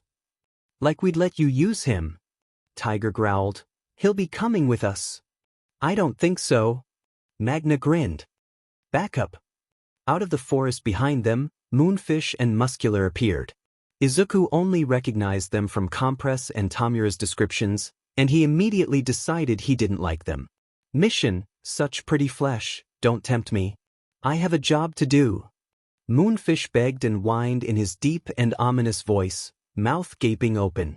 Izuku didn't like the sound of that. Come on, let me at him already. Muscular cracked his knuckles. I want someone to pulverize. Izuku frowned at him. Kids, get to the camp. Inform Eraserhead of the situation. Izuku lit up immediately at Tiger's words. Oh, Eraserhead is an underground hero with the ability to erase quirks in his line of sight. He hates the media and avoids it religiously. He is best in ambushes and doesn't like drawn-out fights where he can't look at everyone at once. Izuku listed off loudly for all to hear. Very good, Izuku. Compress praised. Izuku then tapped Compress on the shoulder. Yes. We should send Muscular to fight Eraserhead. From what I have in my notebook, he most likely can't win against Eraserhead. I don't like Muscular. Can we make him go away? Izuku whispered in his ear. Compress laughed aloud. I like it, Izuku. Order away. Izuku beamed. Muscular. Go and attack Eraserhead. Izuku pointed in the direction the frozen students had started towards. Avoid the students, the pro is the goal. No. Glasses boy yelled. Muscular grinned. Thus, finally, a target of my own. He then bent his knees and launched forward. He was gone before any of the students moved. Tiger. Let us, the tail boy started. No. Run for camp and trust Eraserhead will win. You know who's with him. Tiger threw a hand out protectively. I know who's with him. Vlad King is here too. Izuku laughed. Quirk is the ability to control his own blood. Did you know he can't bleed out? He's so cool and he's super strong too. He can even harden his blood to trap people. Midoriya, stop. The glasses boy ordered. Don't talk about heroes. Izuku frowned. But my friend said I could talk all I wanted, don't you like me? Izuku sniffed dramatically, wiping his eyes as if there were tears. People tell me to shut up all the time, but my friends don't. That's right, Izuku. Magna said, grinning at the horrified hero student. See? Just like I said. Those bad people don't appreciate you. Izuku almost laughed, not expecting her to play along. Midoriya, I didn't mean it like that. The boy in glasses shouted. Go. I'll save Midoriya and my 2 comrades. Go, don't worry. Tiger interrupted, teeth bared towards the 3 villains and Izuku. Moonfish. Izuku turned to the one Tomura said was slightly insane and definitely a cannibal. That hero's flesh is very bendy. The villain groaned in an odd way that Izuku didn't like. Why don't you start with him? Moonfish ejected his teeth, throwing them forwards with force, only to be smashed away by Tiger's blows. That seemed to kick the hero students into gear, and they charged away from the battle and into the forest. Izuku beamed. Good. They'd all be safe then. Well, all except the one Tomura wanted. Should we disengage? Has it been long enough? Magna asked, looking over her shoulder. Also, take the hero, please, Compress. If she wakes up, she can contact everyone and ruin the plan. Compress reached out a hand and marbled the unconscious woman. switching them in his sleeve and handing a random other one to Izuku. Your quirk is so cool, Compress. Izuku beamed. Pretty too. The man laughed. I'm glad you think so, little one. Izuku played with his marbles, but he looked away from the 2 marbles he now had, just in time to see Tiger smash a fist against Moonfish's head.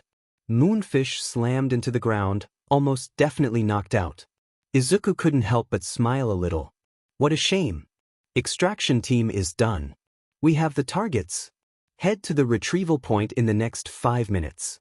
Dobby's voice came from Izuku's earpiece. Well, looks like we'd better retreat. Compress sighed dramatically, making sure Tiger could hear them. Moonfish is done for. Magna grinned, nodding. Back home we go. Izuku yelled, one hand pointing at the sky. Don't think I'll let you escape. Tiger started charging them, and Izuku gave a fake gasp. I'm sorry. You can have my marbles. Izuku threw them as far as he could, both of them, and let them bounce and roll away in the opposite direction. Tiger bounded for them, scooping them up, and glared as they all started to retreat into the dark forest. Compress immediately hopped into a tree, jumping delicately from one branch to the next, Izuku laughing happily all the while. Faster! Faster! Izuku cried out in joy. Compress chuckled, and then had to immediately dodge a massive ice wall covering their escape. Izuku gasped at the sheer power behind it, but then shrieked in surprise. Midoriya! Izuku looked down as Compress landed in a nearby tree, and he saw someone who looked like they had a candy cane on their head. Hello. Sorry, me and my friends want to go home. Can you move your glacier? Izuku called down to him. He was standing with a brown-haired girl and a green-haired oi girl. Probably a girl? The person was a frog. It's my friends and I, Izuku. Compress chided. Izuku nodded. My friends and I want to leave. Izuku corrected himself. They're villains. They stole you and they're not your friends.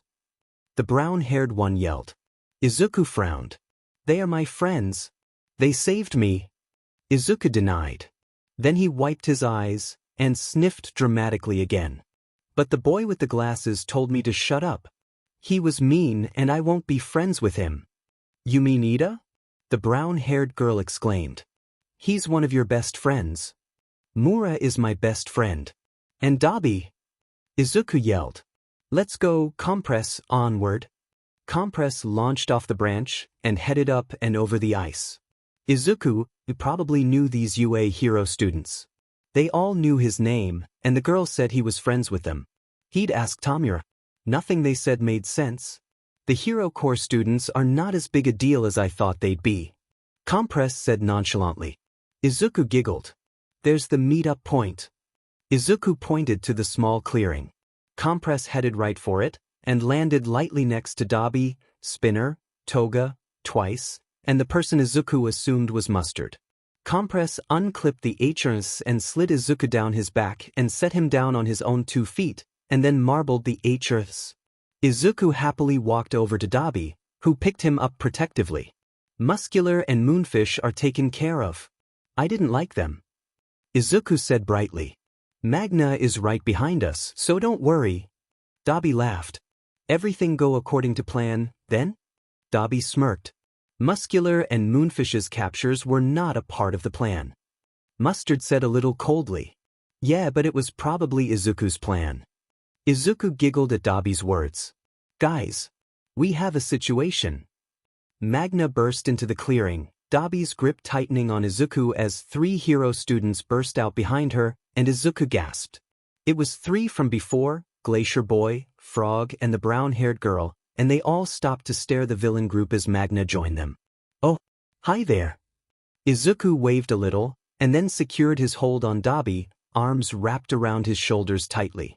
Hey, I know these kids. Twice exclaimed. For they.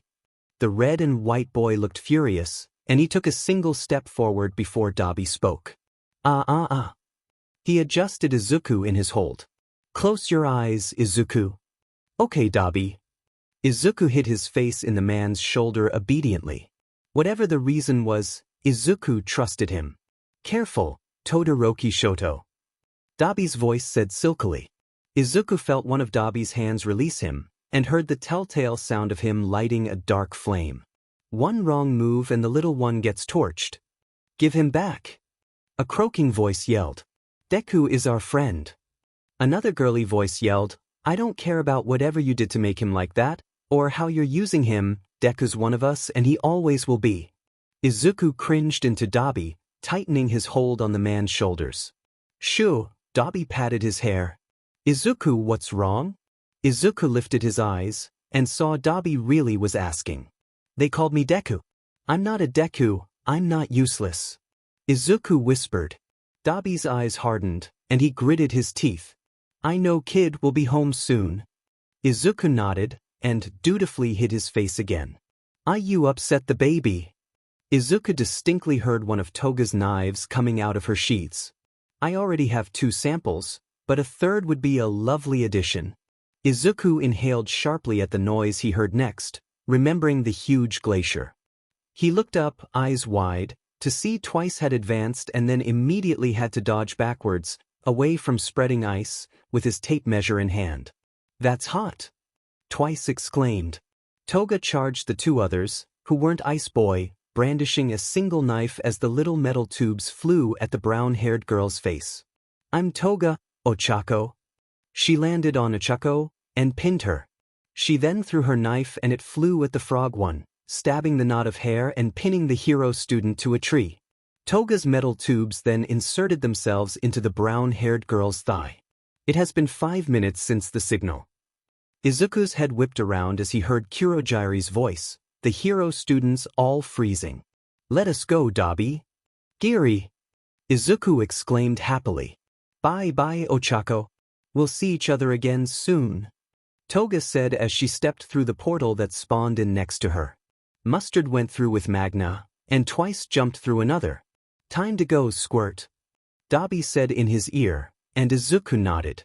Compress and Dobby walked backwards towards the gate, eyeing the students who had started to charge. Suddenly, Izuku cried out as a beam of blue sparkles smacked into Dobby's arm and Izuku went tumbling to the ground. Izuku! Dobby's shout rang as Izuku rolled across the dirt. Izuku coughed as he pushed himself onto his elbows. Hey! Izuku coughed. That's so mean.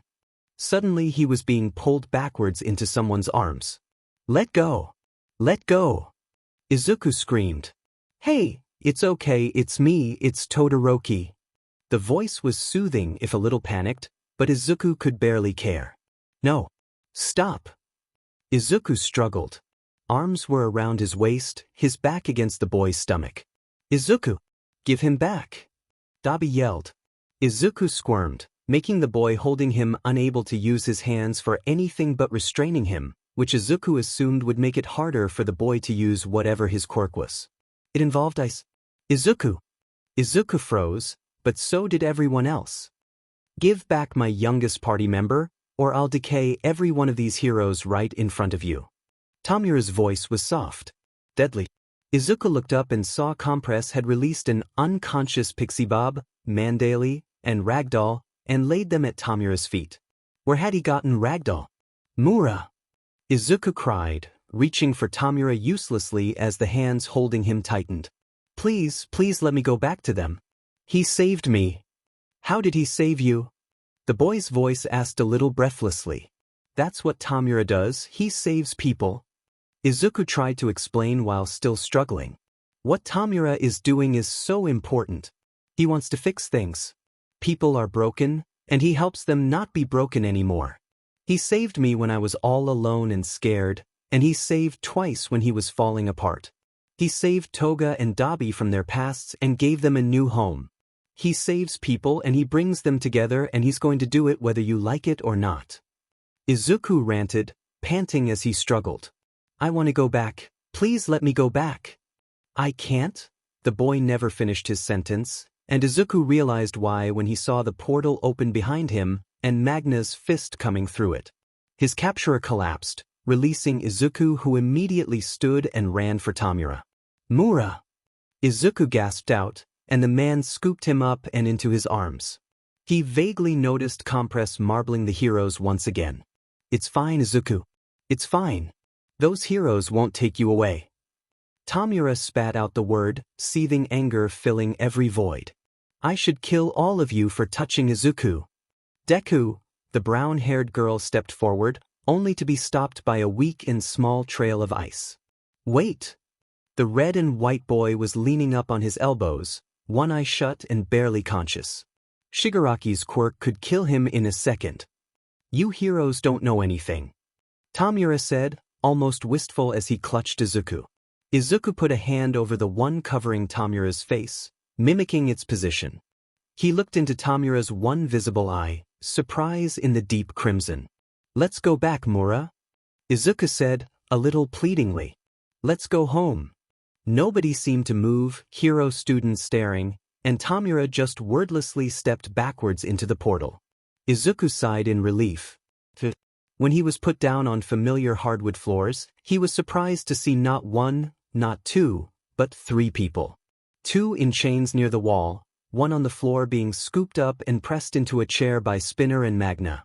Mura, did you ever learn to count? Izuku said, eyes not leaving the 3 captives.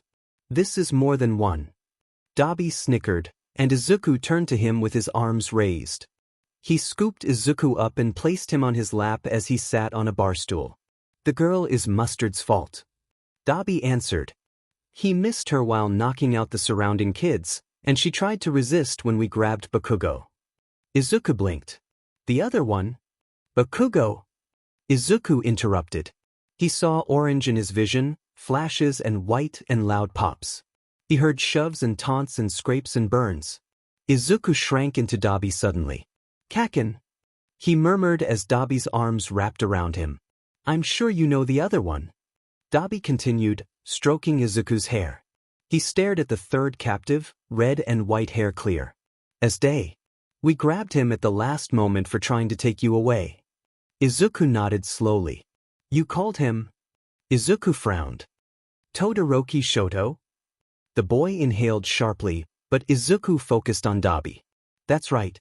Got 2nd in the sports festival. His quirk is half cold, half hot. He can produce ice from one side and fire from the other. Izuku gasped in delight and turned to the boy with sparkles in his eyes. That's so cool. Izuku leaned forward, only being held in place by Dobby's warm arms. Can you switch which side you use each on? Can you make the fire blue? Can you make it black? Is the ice immune to your fire when used in combat? Or can it get in the way by melting at inconvenient times? Can you freeze an entire city solid with endless ice as long as you want as your fire side keeps your temperature regulated? Does drinking water make your ice more effective? Can you produce fire even if there's no oxygen? Izuku gasped for breath, grinning in excitement. Breathe, Izuku. Tomura chided, taking a seat in the middle of the room. When had they put a stool there? I'm not sure the hero brat will let you try all your theories out. Izuku frowned, and he got down from Dobby's lap to wander towards the prisoners. None of them were gagged, but none of them were talking either. I'm Izuku. Izuku waved, smiling brightly at Todoroki Shoto. Do you want to be friends? I'll forgive you for trying to kidnap me, if you'll be my friend. The boy hesitated, but he nodded. Yes, we can be friends, he said softly. I'm Shoto. How old are you? I'm 15, though I'm younger than my classmates by a few months. Shoto smiled softly. I'm 7 probably. Izuku grinned. I can't remember much, but Mura is nice to me anyway.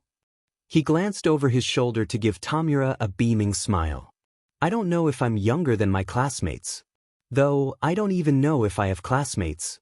Izuku smiled and stepped a few feet over to be in front of a girl with an orange ponytail on the side of her head. Izuku mimicked the crooked ponytail, tilting his head to the side. Hello, I'm Izuku, will you be my friend? Kendo. The girl said, voice wobbly. Izuku beamed. Hiya, Kendo. Izuku waved and then retreated a few steps to look at the two happily. Are they going to be staying? Izuku tilted his head at Tomura. He hummed thoughtfully. The Todoroki can stay if he likes.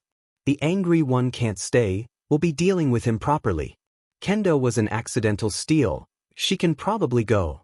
Whoa, who says Todoroki can stay?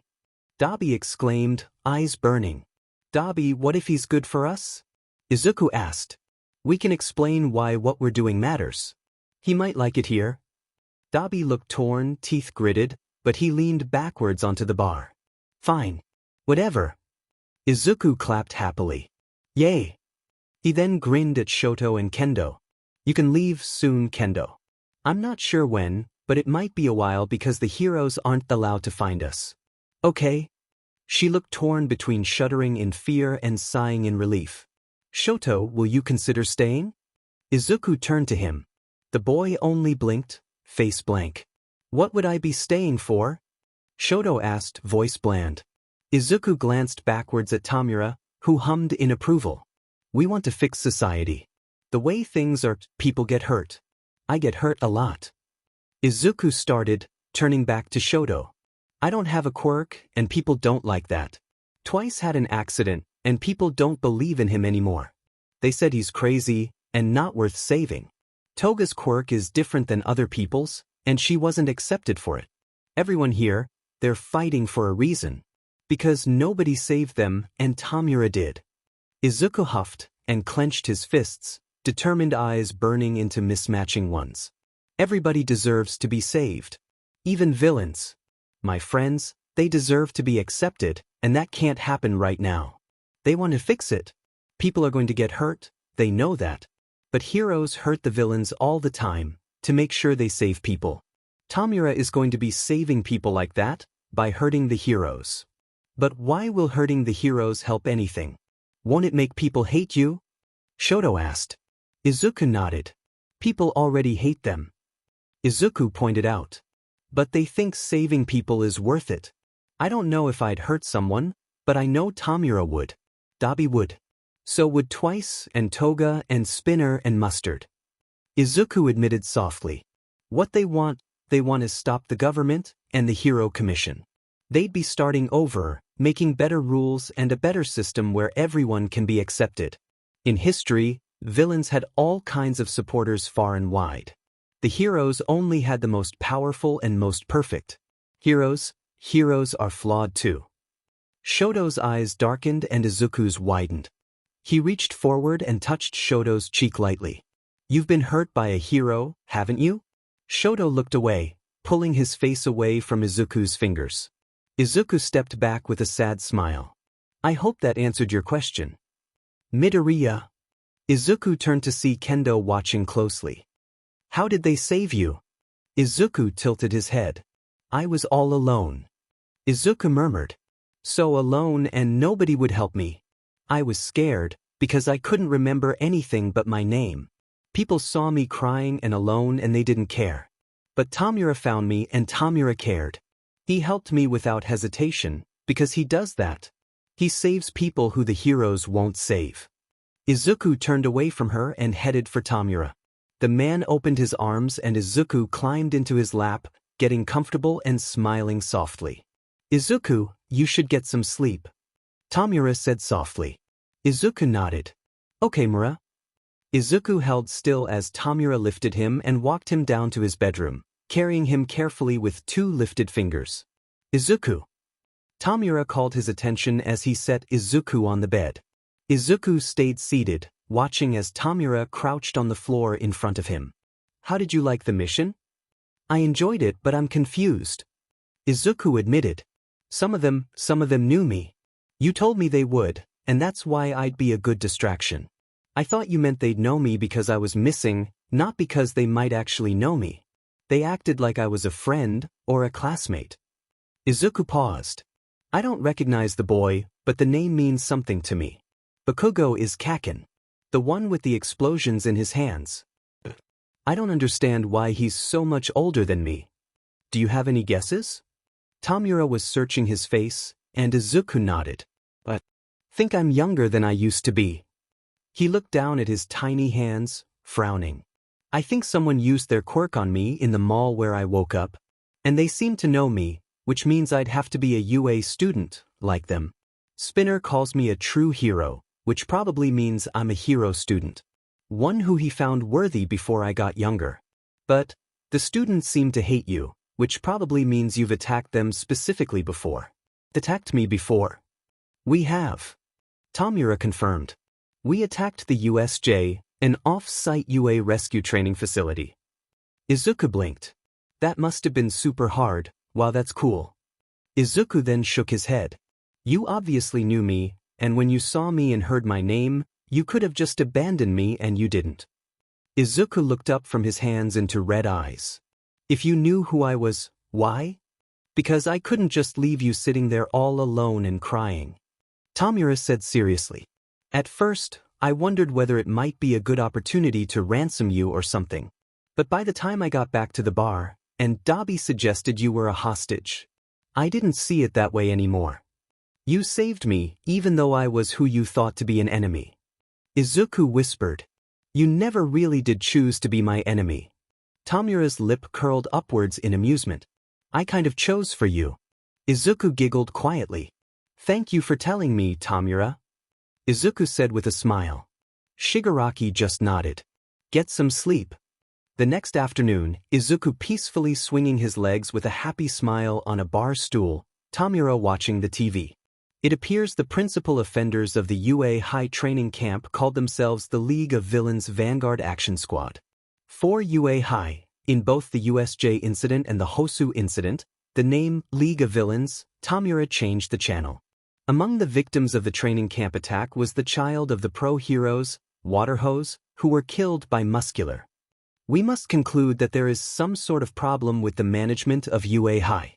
Even if my child wanted to become a hero, I couldn't not possibly enroll. The TV chatter abruptly ended, and Tomura laughed lightly. I'm really grateful for all the publicity we've been getting. Tomura said amusedly. Izuku looked up to see every person in the room staring at the three heroic students. Don't you agree? His eyes slid from one to the next. Bakugo Katsuki, Todoroki Shoto, Kendo Itsuko. Izuku smothered a giggle with a hand. Bakugo glared, lips parted in a soundless snarl. Shoto's face was blank, eyes only trained on Izuku. Kendo looked terrified. You don't need to be scared. Izuku reassured her. Tomura won't hurt you. Izuku sent Tomura a beaming smile, and laughed as the man ruffled his hair with three-fingered fondness. Izuku couldn't sleep, and he found himself sitting on the floor in front of the three hostages. Compress was in the corner, watching, but he didn't say anything, so Izuku just waved. What are you doing up, Izuku? Shoto's voice whispered, thick with sleep. I'm thinking. Izuku placed his chin on his knees. What are you thinking about? Mura says I was a UA student when I was older. Shoto seemed to straighten, blinking away tiredness as rapidly as he could. That means, I must have a quirk. You said you get treated badly because you don't have one, right? Izuku nodded to the boy. What is it? Izuku asked, eyes sad as he looked at the boy. What's my quirk? It's a power-up type. Shoto informed him. At the beginning of the year, you had so much power that you shattered the bones in your arms and fingers when you used it. Did I manage to train that away? Izuku made a face and Shoto huffed. Yeah, you did. Recently, you started spreading the power through your whole body. You glow green, like lightning around you.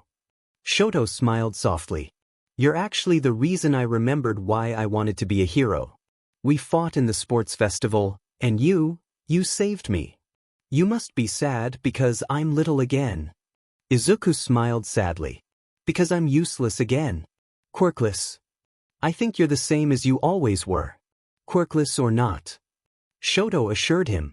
You were so passionate about saving everyone, I can see that in you. You're still Midoriya. Izuku giggled. Sometimes I think my older self never got the chance to really meet Mura. Izuku admitted. The League, they have these goals. People don't see them because they focus on Tomura's actions and they ignore his words. I wonder what older me would say if he was here. Izuku trailed off. I wonder that too. Shoto murmured. Izuku pushed off the floor. Good night, Shoto. He said with a wave as he left the room. Good night, Izuku. The morning after that, Tomura was once again watching the news. Izuku sat on the floor at Shoto's feet. The boy's feet weren't touching the floor, his knees propped up, and Izuku wondered if that meant Shoto could use his feet for his quirk. Izuku glanced back at the TV. This time, Yue was on screen. We deeply apologize for the incident that allowed harm to come to 8 first-year students of the hero course because of our unpreparedness. A man was saying, "We apologize for causing unease in society due to our negligence in properly defending ourselves as a place of learning. We are truly sorry." The 3 people on screen bowed. "Who are they?" Izuku whispered to Shoto. "Aizawa-sensei, Vlad-sensei, and the principal." Shoto whispered back. "Eraserhead, Vlad King, and Nizu?" Izuku checked. He received a nod and Izuku turned back to the TV. "I'm from Yomiuri TV." A male voice rang out. Since the beginning of the year, UA high school students have had 4 encounters with villains. "Whoa, really, Tomura?" Izuku exclaimed. The man just grinned.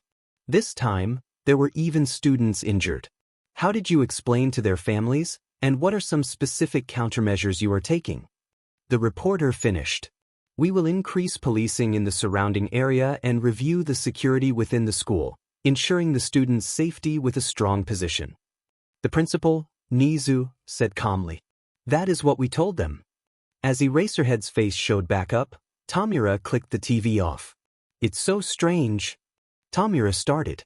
Izuku settled further into his spot on the floor.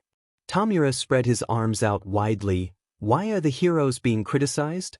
The way they were dealing with things was just a little off the mark. Is it because it's their job to protect? Everyone makes a mistake or two. Are they supposed to be perfect?" Tomura sighed. "Modern-day heroes are so uptight. Don't you think?" Izuku resisted a giggle, remembering when Tomura said that to him, and the hero students remained silent. Once heroes receive compensation to protect people, they aren't heroes anymore. Spinner said passionately. "That is Stain's teaching. The strange system of transforming people's lives into money or glory, the society that sticks tight to those rules, the citizens who blame the losers rather than encourage them. Our fight is to question, what is a hero? What is justice? Is this society truly just? We'll have everyone thinking about it. We plan on winning." Tomura paused. "Dobby, release their restraints." "Huh? They're going to fight, you know." Dobby raised an eyebrow. Izuku stood and made his way to stand by Tomura's seat. "It's fine, we need to treat them like equals, since we're scouting them," Tomura said before he looked down as Izuku tugged on his shirt. "Don't let Kaken out. His hands are dangerous." Izuku warned. The memories had been swirling around in his head, and he'd made some sense of them, finally. He explodes his sweat, and his quirk is more dangerous the warmer it is. His hands had been trapped in those since he got here. Izuku pointed at the huge metal traps completely consuming both hands. "He's definitely built up enough to hurt you. Please don't." Nobody moved, but Bakugo growled, a low noise in his throat radiating from his chest, and Izuku shivered. "Please squirt. He stays restrained." Tomura sighed. Izuku beamed. "Dobby, release the other 2. "And if they fight?" Dobby asked irritably. "They should be able to tell if they'll win or not if they fight, right, UA students?" Tomura picked up Izuku, who blinked in surprise, and plopped the boy in his lap. "Especially with their friend on the line. Right, Izuku?" Izuku laughed, and Dobby walked forward, cautiously glaring at Shoto. "I do apologize for using such forceful methods," Compress said from his spot in the corner. "But please understand that we are not just a mob trying to commit crimes. As Izuku mentioned, we have a goal to accomplish." Dobby finished with Shoto and moved to Kendo. "Even though our situations differ, everyone here has been restricted and suffered because of people, rules, and heroes." Kendo and Shoto were both free, Kendo rubbing her wrists and Shoto just staring at Izuku in Tomura's arms. Izuku looked up at Tomura, unable to really see the man behind the hand on his face. "Mura, can we finish the broadcast from UA?" Izuku asked. Tomura nodded. "Sure, Izuku. As long as your friends stay right where they are." Tomura reached for the remote, and Izuku turned to the 2 untied hero students with a smile. "We're going to put your teachers on screen. Is that okay?" Shoto nodded very slowly, and Kendo seemed completely frozen. You'll need to stay right there though. Sure, Izuku. Shoto said blankly. We'll stay right here. Izuku nodded happily, and turned as Tomura clicked the TV back on. You spoke about the student's safety, Eraserhead. The reporter was saying. During the incident, you and Vlad King were both completely unaware of the attack until after the incident was practically over. Can you explain how this happened? Eraserhead leaned forward in his seat, no longer standing like before. Vlad King and I were teaching the students who failed their exams separately, letting the Pussycats handle the other students. Eraserhead said seriously, sort of glaring at the camera. Through reports from student witnesses, we concluded there were 10 villains total, with 2 arrested. Vlad and myself were unaware at the time, due to the villains working in stealth while removing the instant one-sided communication Mandalay provided. A villain came to us alone, and that was when we discovered the attack. You lost 3 students and 3 heroes during the attack. The reporter pressed. As well as that, there have been rumors that Midoriya Izuku was sighted there, having sided with the villains. Is it possible that UA not only allowed their students to be attacked 4 times, but let 1 defect and have 3 kidnapped? The remaining 31 students are uninjured. Nizu cut in. The gas attack accounts for all of the student victims, aside from the missing ones. We have determined that it was a sleeping gas from one of the enemy's quirks. In addition, we are providing mental care to the students, but at the moment, we do not see any signs of serious psychological trauma. Are you saying that it was a bright spot in this tragedy? The reporter asked harshly. We believe that the worst possible outcome is one that would infringe on the future. Nizu placated. The reporter took a breath. Can you say the same for the kidnapped Bakugo? He enrolled at UA with excellent marks and won the sports festival. In addition, during the incident with the sludge villain in middle school, he resisted the powerful villain alone, so he has a history of showing how tough and heroic he can be. On the other hand, the violence in the finals and his attitude at the awards ceremony show that he is not always very stable mentally. What if the villains kidnapped him because they had an eye on that? What if they did so with the other kidnapped students for different reasons? Kidnapping them with deceitful words and dyeing them with the path of evil? What if it has already worked with Midoriya Izuku? What evidence is there that any of them have a future? Eraserhead's face darkened, glare sharpening, and he stood. As an educator, I take full responsibility for Bakugo Katsuki's violent behavior. Eraserhead bowed. However, his actions at the sports festival originated in what he considers ideal strength. If villains saw that and that they had an opening, then I believe they were being short-sighted. As for the others, Kendo is not one of my students, but she is a promising young hero student who tries her best to stand amongst the best at UA High. Todoroki is talented in his own right, and has come a long way since the beginning of the year, and holds firm in his ideals. Eraserhead looked up, eyes burning into the camera. Midoriya Izuku is one of UA's brightest, and is trying harder than anyone to become a hero, and I believe there is no possibility he has joined the enemy side. That is not evidence, though. The reporter denied. This isn't a question of how you feel, I'm asking whether or not you have a concrete plan in place. We are not just standing around idly. Nizu answered. We are currently investigating along with the police. We will definitely get our students back. Tomura clicked off the TV. That hero, Izuku said, eyes on the dark and empty TV. He doesn't understand, does he, Mura? Izuku looked up at Tomura, who nodded slightly and patted his head. No, he doesn't. Tomura then sighed. The heroes are confident and investigating. We don't have time to talk leisurely anymore. Sensei? Izuku eyed the man curiously as he leaned back to face the hidden screen that Izuku hadn't ever really noticed before. Lend me your power. Sensei? Izuku perked up. You have another leader.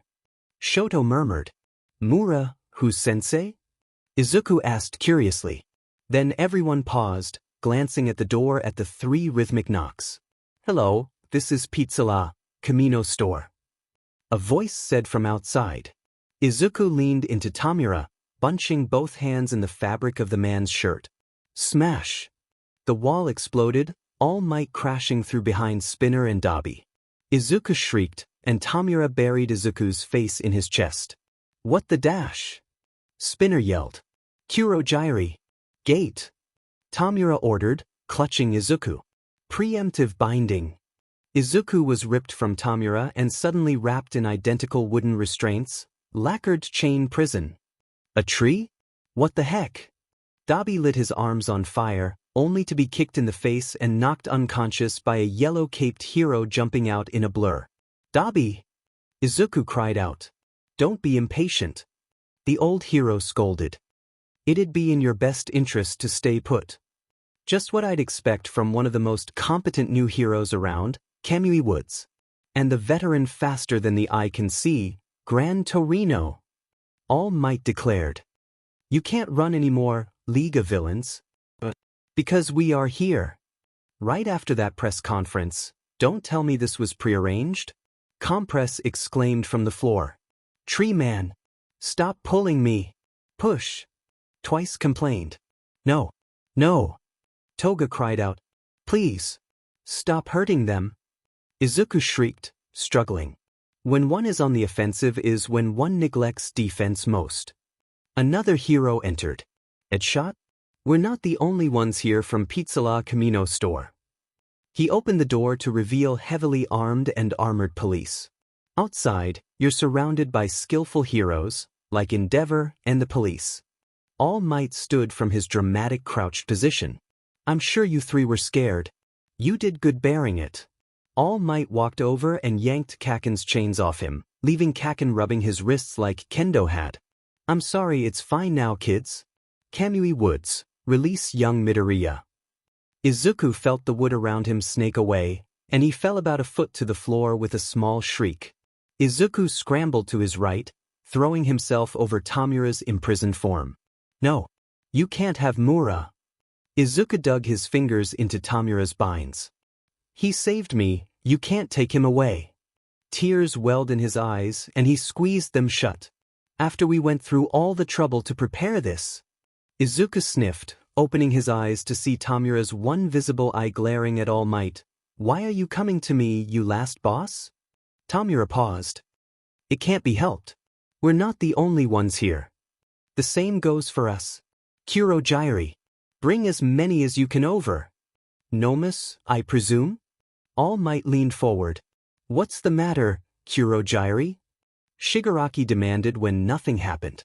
I'm sorry, Shigaraki Tomura, the Nomus that were supposed to be at a fixed location are not there. Kurogyri gritted out, as if in pain. Ha! Tomura gasped. You are still green, Shigaraki. Izuku looked up at All Might, who had placed a hand on Kendo's shoulder protectively. She looked like she was sagging in relief, while Kaken looked ready to murder someone, and Shoto was just staring at Izuku. Ha! Tomura said again, this time angry and voice flat. League of Villains, you underestimated everything too much, the souls of young students, the diligent investigations of the police, and our anger. All Might declared, smiling the whole way. That's enough of the childish pranks. This is the end. Shigaraki Tomura. All Might. Spinner shrieked. This is the hero acknowledged by Stain. The end, you say? Tomura muttered. Izuku dug his fingers in harder, as if his tiny fingers would make a difference against the thick wooden restraints. Don't be ridiculous. I've only just begun. Tomura started shifting, moving in his binds, and Izuku gasped and stayed sitting on the floor as Tomura stood. Justice, peace? I'll destroy this garbage heap that you put a lid on with these vague ideas. It was for that purpose that I set All Might apart and started gathering people to my cause. Don't be ridiculous. This is the beginning. Kurogyri. As soon as Tomura finished speaking, Kurogyri was impaled by something red and thick. Magna shrieked at the same time Izuku screamed. No. Stop. She begged. I can't see what, did you kill him? Please, you can't. Izuku cried, tears finally falling. I played around with his insides and made him unconscious. He is not dead. Edgeshot declared. Nimpo, Thousand Sheet Pierce. This man was always a nuisance. I'll have him sleep. He said it with such distaste, such anger, Izuku couldn't help but glare. He is not a nuisance. Izuku cried, seething inside as he glared up at the heroes. He's my friend. You don't even know him. Hikishi Kenji, Magna gasped as the yellow hero began eyeing her. Sato Atsuhiro. Compress, Iguchi Shuichi. Spinner, Toga Himiko. Babaigawara Jean. Twice, with little information and time, the police officers worked through the night to determine your true identities. They missed Dobby. Do you understand? There's nowhere left for you to run. He then turned to Shigaraki, who was still standing with a teary-eyed Izuku at his feet. Hey, Shigaraki, can I ask you where your boss is? This is unsatisfying. Don't be ridiculous. Don't be ridiculous. Izuku hugged one of Tomura's legs as the man seemed to be falling apart. Where is he right now? All Might said, barely smiling. Go away, disappear. All Might's smile went down, a grimace of anger in its place. Shigaraki! He yelled as Tomura screamed. I hate you! And then, to Izuku's immense surprise, two gooey portals opened to reveal screaming monsters with exposed brains. Izuku clutched Tomura's leg harder. No miss. They came from nowhere. Kamui Woods exclaimed. What is that? Edshot. What about Kurogyri? The old hero yelled. He's still unconscious. Edshot reported. He didn't do it. They just keep coming. The old hero said tightly as more goopy portals opened and more brain. Exposed heads appeared. Kamui Woods. Do not let them go under any circumstances. All Might ordered, a finger pointed at the wooden hero. Yes, sir. Izuku heard and then choked, goo sputtering out his mouth and consuming him. He landed on his knees, coughing and choking. Demenit. A voice rang through the space with coughing. Izuku gasped for breath, seeing the three hero students standing in front of an ominous-looking man in an odd spot of helmet. What the hell? Kaken coughed out. Izuku realized he was somewhere else entirely, somewhere that looked sort of exploded. Sorry, you four. Ha! Kaken yelled. A swoosh went off behind Izuku, and Tomura and the rest of the league appeared. Spinner was on his hands and knees, throwing up nothing and panting. Toga was standing, at least, but she had a hand over her mouth. What the? She whined, looking a little green. Something stinks. Smells good. Twice exclaimed in his two voices. Compress and Magna stood as if ready to fight, and Kurogyri was prone on the ground like Dobby. They were all behind him in a half-circle, Tomura landing on his knees in front of Izuku. Sensei. Tomura leaned forward a little. You failed again, huh, Tomura? The masked man spoke calmly. He walked forward, right past where the three hero students were frozen. But do not be discouraged. Just try again. I have brought your associates back a well. Even this child. Because you are so fond of him. The man gestured to Izuku, who clutched the back of Tomura's shirt. These children as well.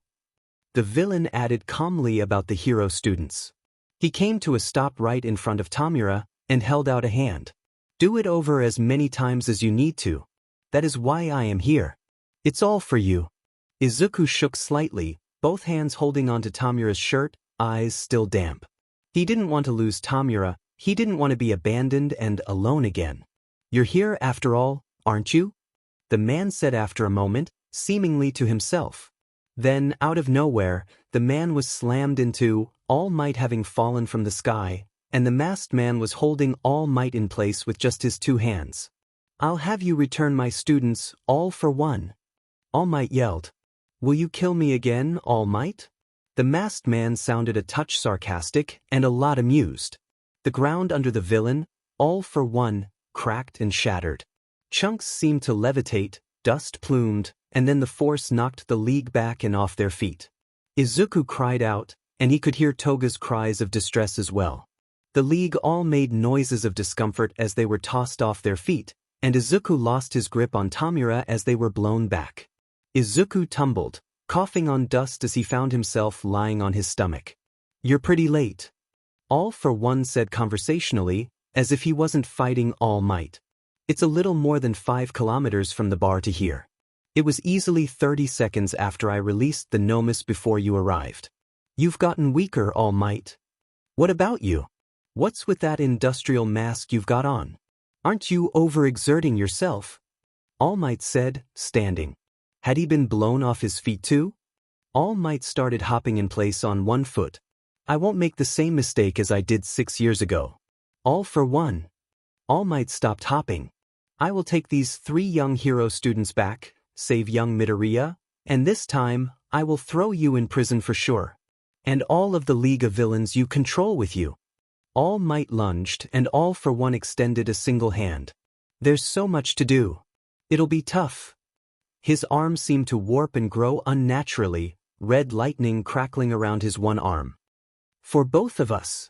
All Might was blown backwards, slamming through several buildings and down a couple blocks. Izuku gasped. The power. Air cannon plus spring-like limbs, kinetic booster times 4, strength enhancer times 3. This combination is fun. Maybe I'll add a few more enhancer types. All Might. Kaken yelled. Kendo looked frozen with terror, and Shoto was pale, face covered with shock. Even without your worry, he won't die from something like that. All for One chided the students. So run far away from here, Tomura, and take those children with you. Tomura reached for his sensei, Izuku pushing himself to a sitting position a few feet away, and All for One raised a hand as his fingers turned black and red at the ends. They extended, shooting out like Kamui Woods had, and stabbed right into Kurogiri. Kurogiri, get everyone away from here. He ordered the unconscious portal user. Hey wait. He was defeated and is now unconscious. Magna exclaimed as the red and black stabby things made Kurogiri's body jerked around.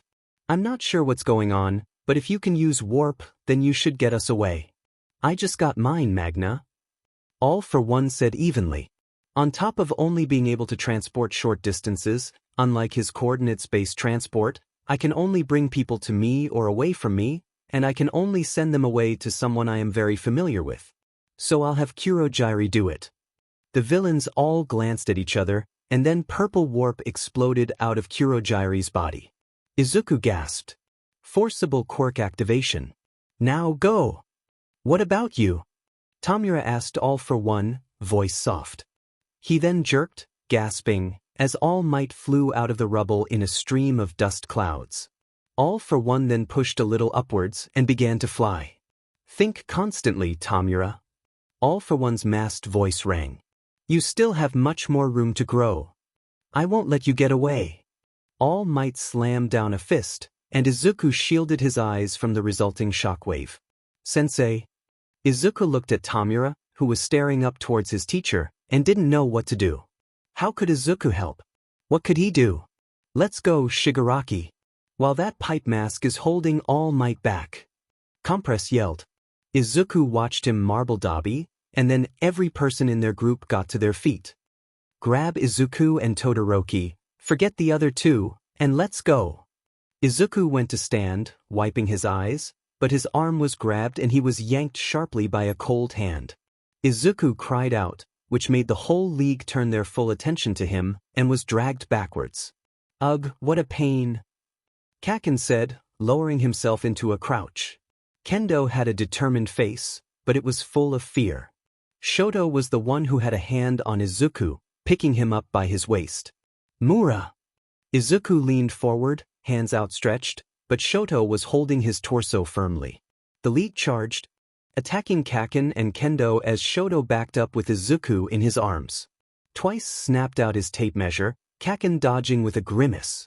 Toga lunged with her knife, Kendo swatting her away with a huge slap. Compress came running for Shoto, but Kaken let off 2 huge explosions right in his face. Compress! Izuku shrieked, wiggling. The boy's hold on him shifted, flipping him around and burying Izuku's face in his shoulder, clutching Izuku to his chest. Bakugo! Let's go! Shoto yelled. He stomped a foot and a wall of solid ice was suddenly standing between the hero students and the villains. Izuku gasped, stilling with surprise. Kendo! Come on! Shoto started running, and then sliding on ice as Kaken exploded upwards and after Shoto, Kendo running after them. Mura! Izuku screamed, Tomura!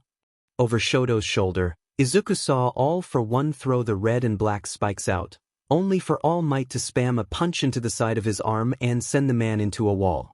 Shoto kept sliding, Izuku in his arms with his classmates behind him, until they were blocks and blocks away.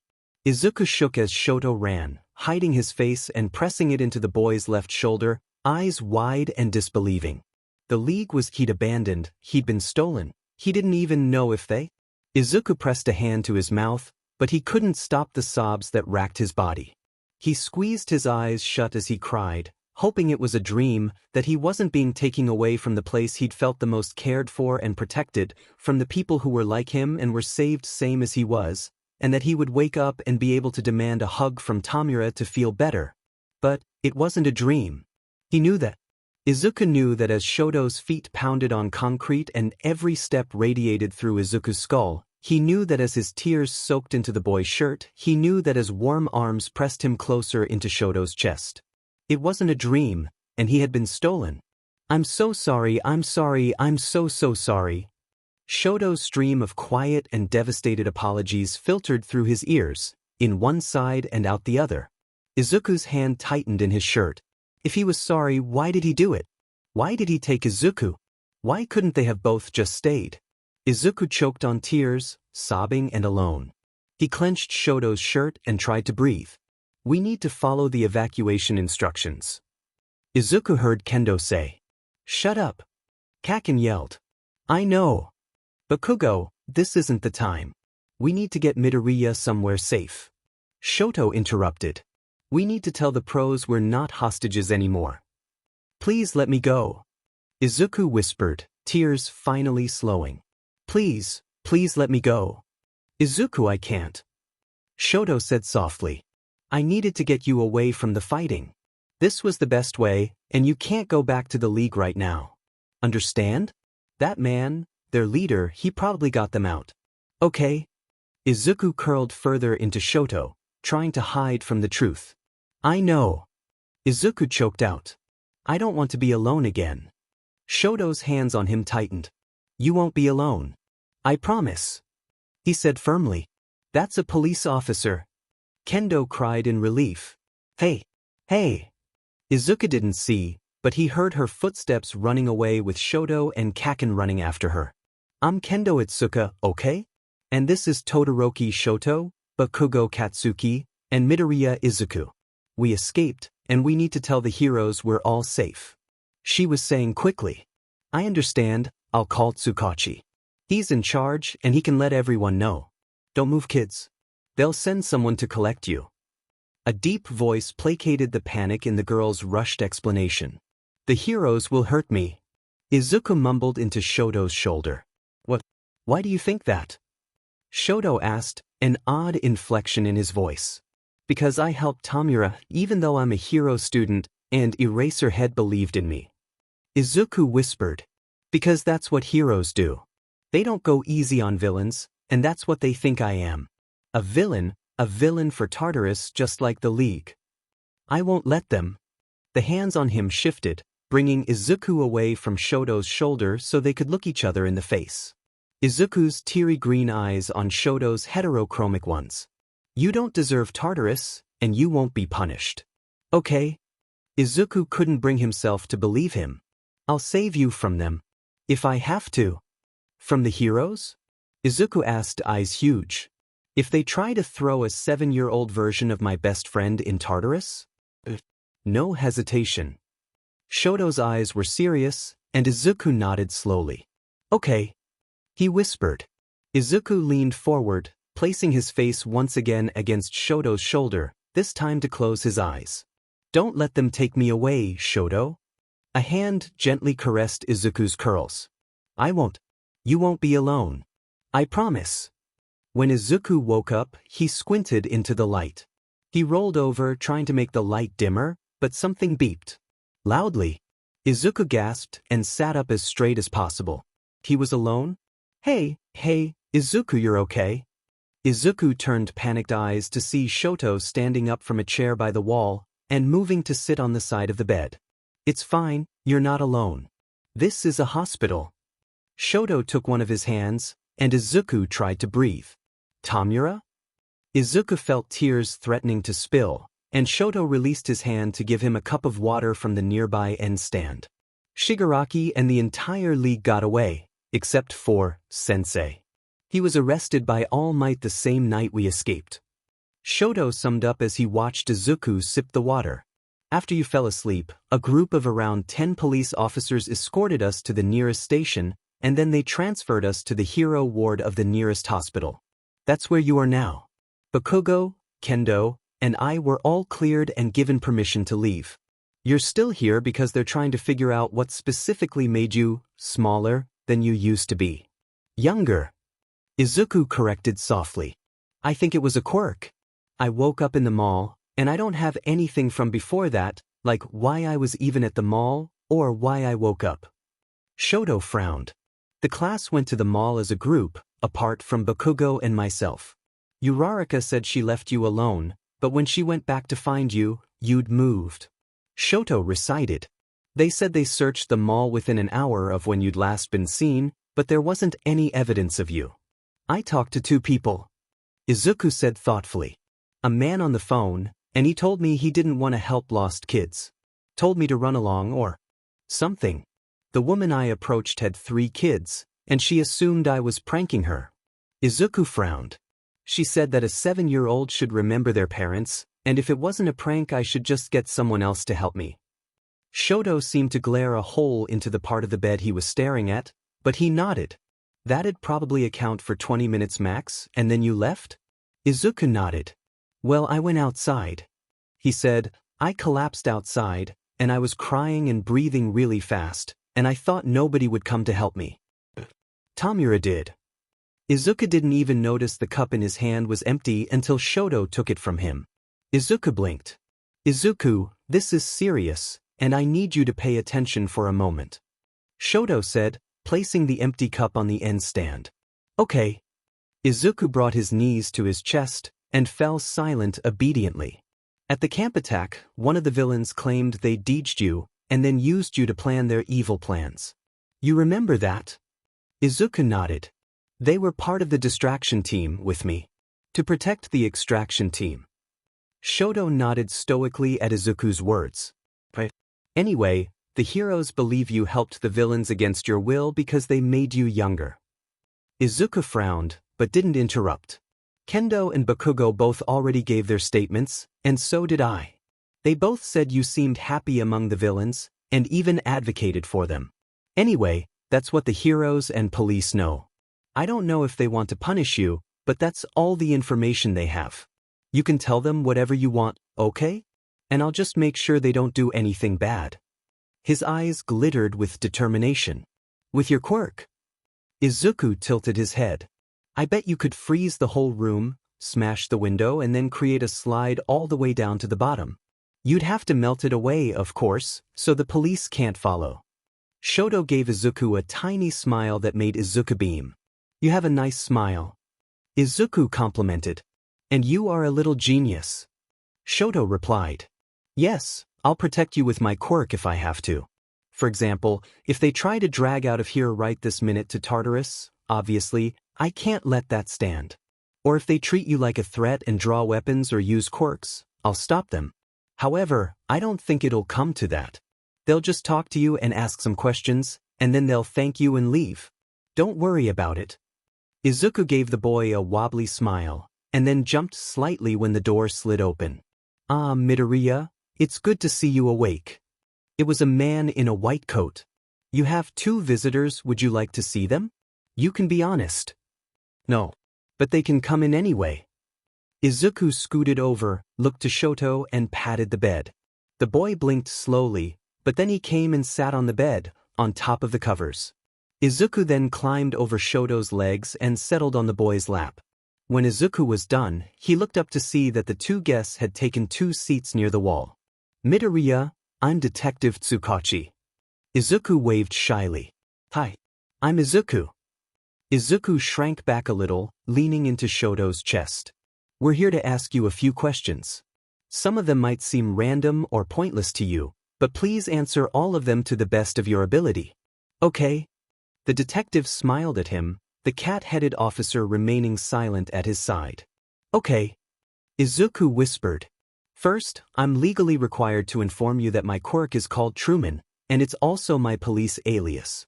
It allows me to tell when someone is lying. Izuku nodded slowly, withholding a million questions, and grabbed Shoto's right sleeve to play with. What's the first thing you remember? First thing recently or first thing a long time ago? Izuku asked without looking up from Shoto's sleeve. Is there a difference? Izuku frowned. Of course there is. I used to be older, and now I'm younger. I remember being even younger than this, but not older. The recent first thing is not at all the same as the first thing a long time ago. I understand, I apologize. The detective placated. Izuku huffed. So, how about the last thing you remember recently? I was at the mall. Izuku said, finding a loose string in Shoto's sleeve and yanking on it.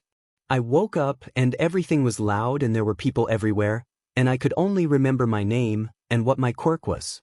I sort of remembered my age but not really. So I went looking for an adult. The string unraveled, the stitching along the sleeve coming undone, and Izuku smiled slightly. Two of them told me to go away. A man on the phone, and a woman with her children. I went outside, I started crying, and then Mura found me. He saved me. Izuku felt his smile drop at the thought of Mura, and he fell silent. Can you tell me about the escape? From the bar, and from the second warehouse location. We didn't escape. Izuku denied. Mura-sensei retrieved us with his new warp quirk. It brings people to him, or it sends people very far away to someone he is very familiar with. It's a cool quirk, but the drawback for the people he warps is gross. It tasted like sewer water, and it felt like coughing up jello. Izuku paused, trying to get back on track. At the second location, I didn't do anything.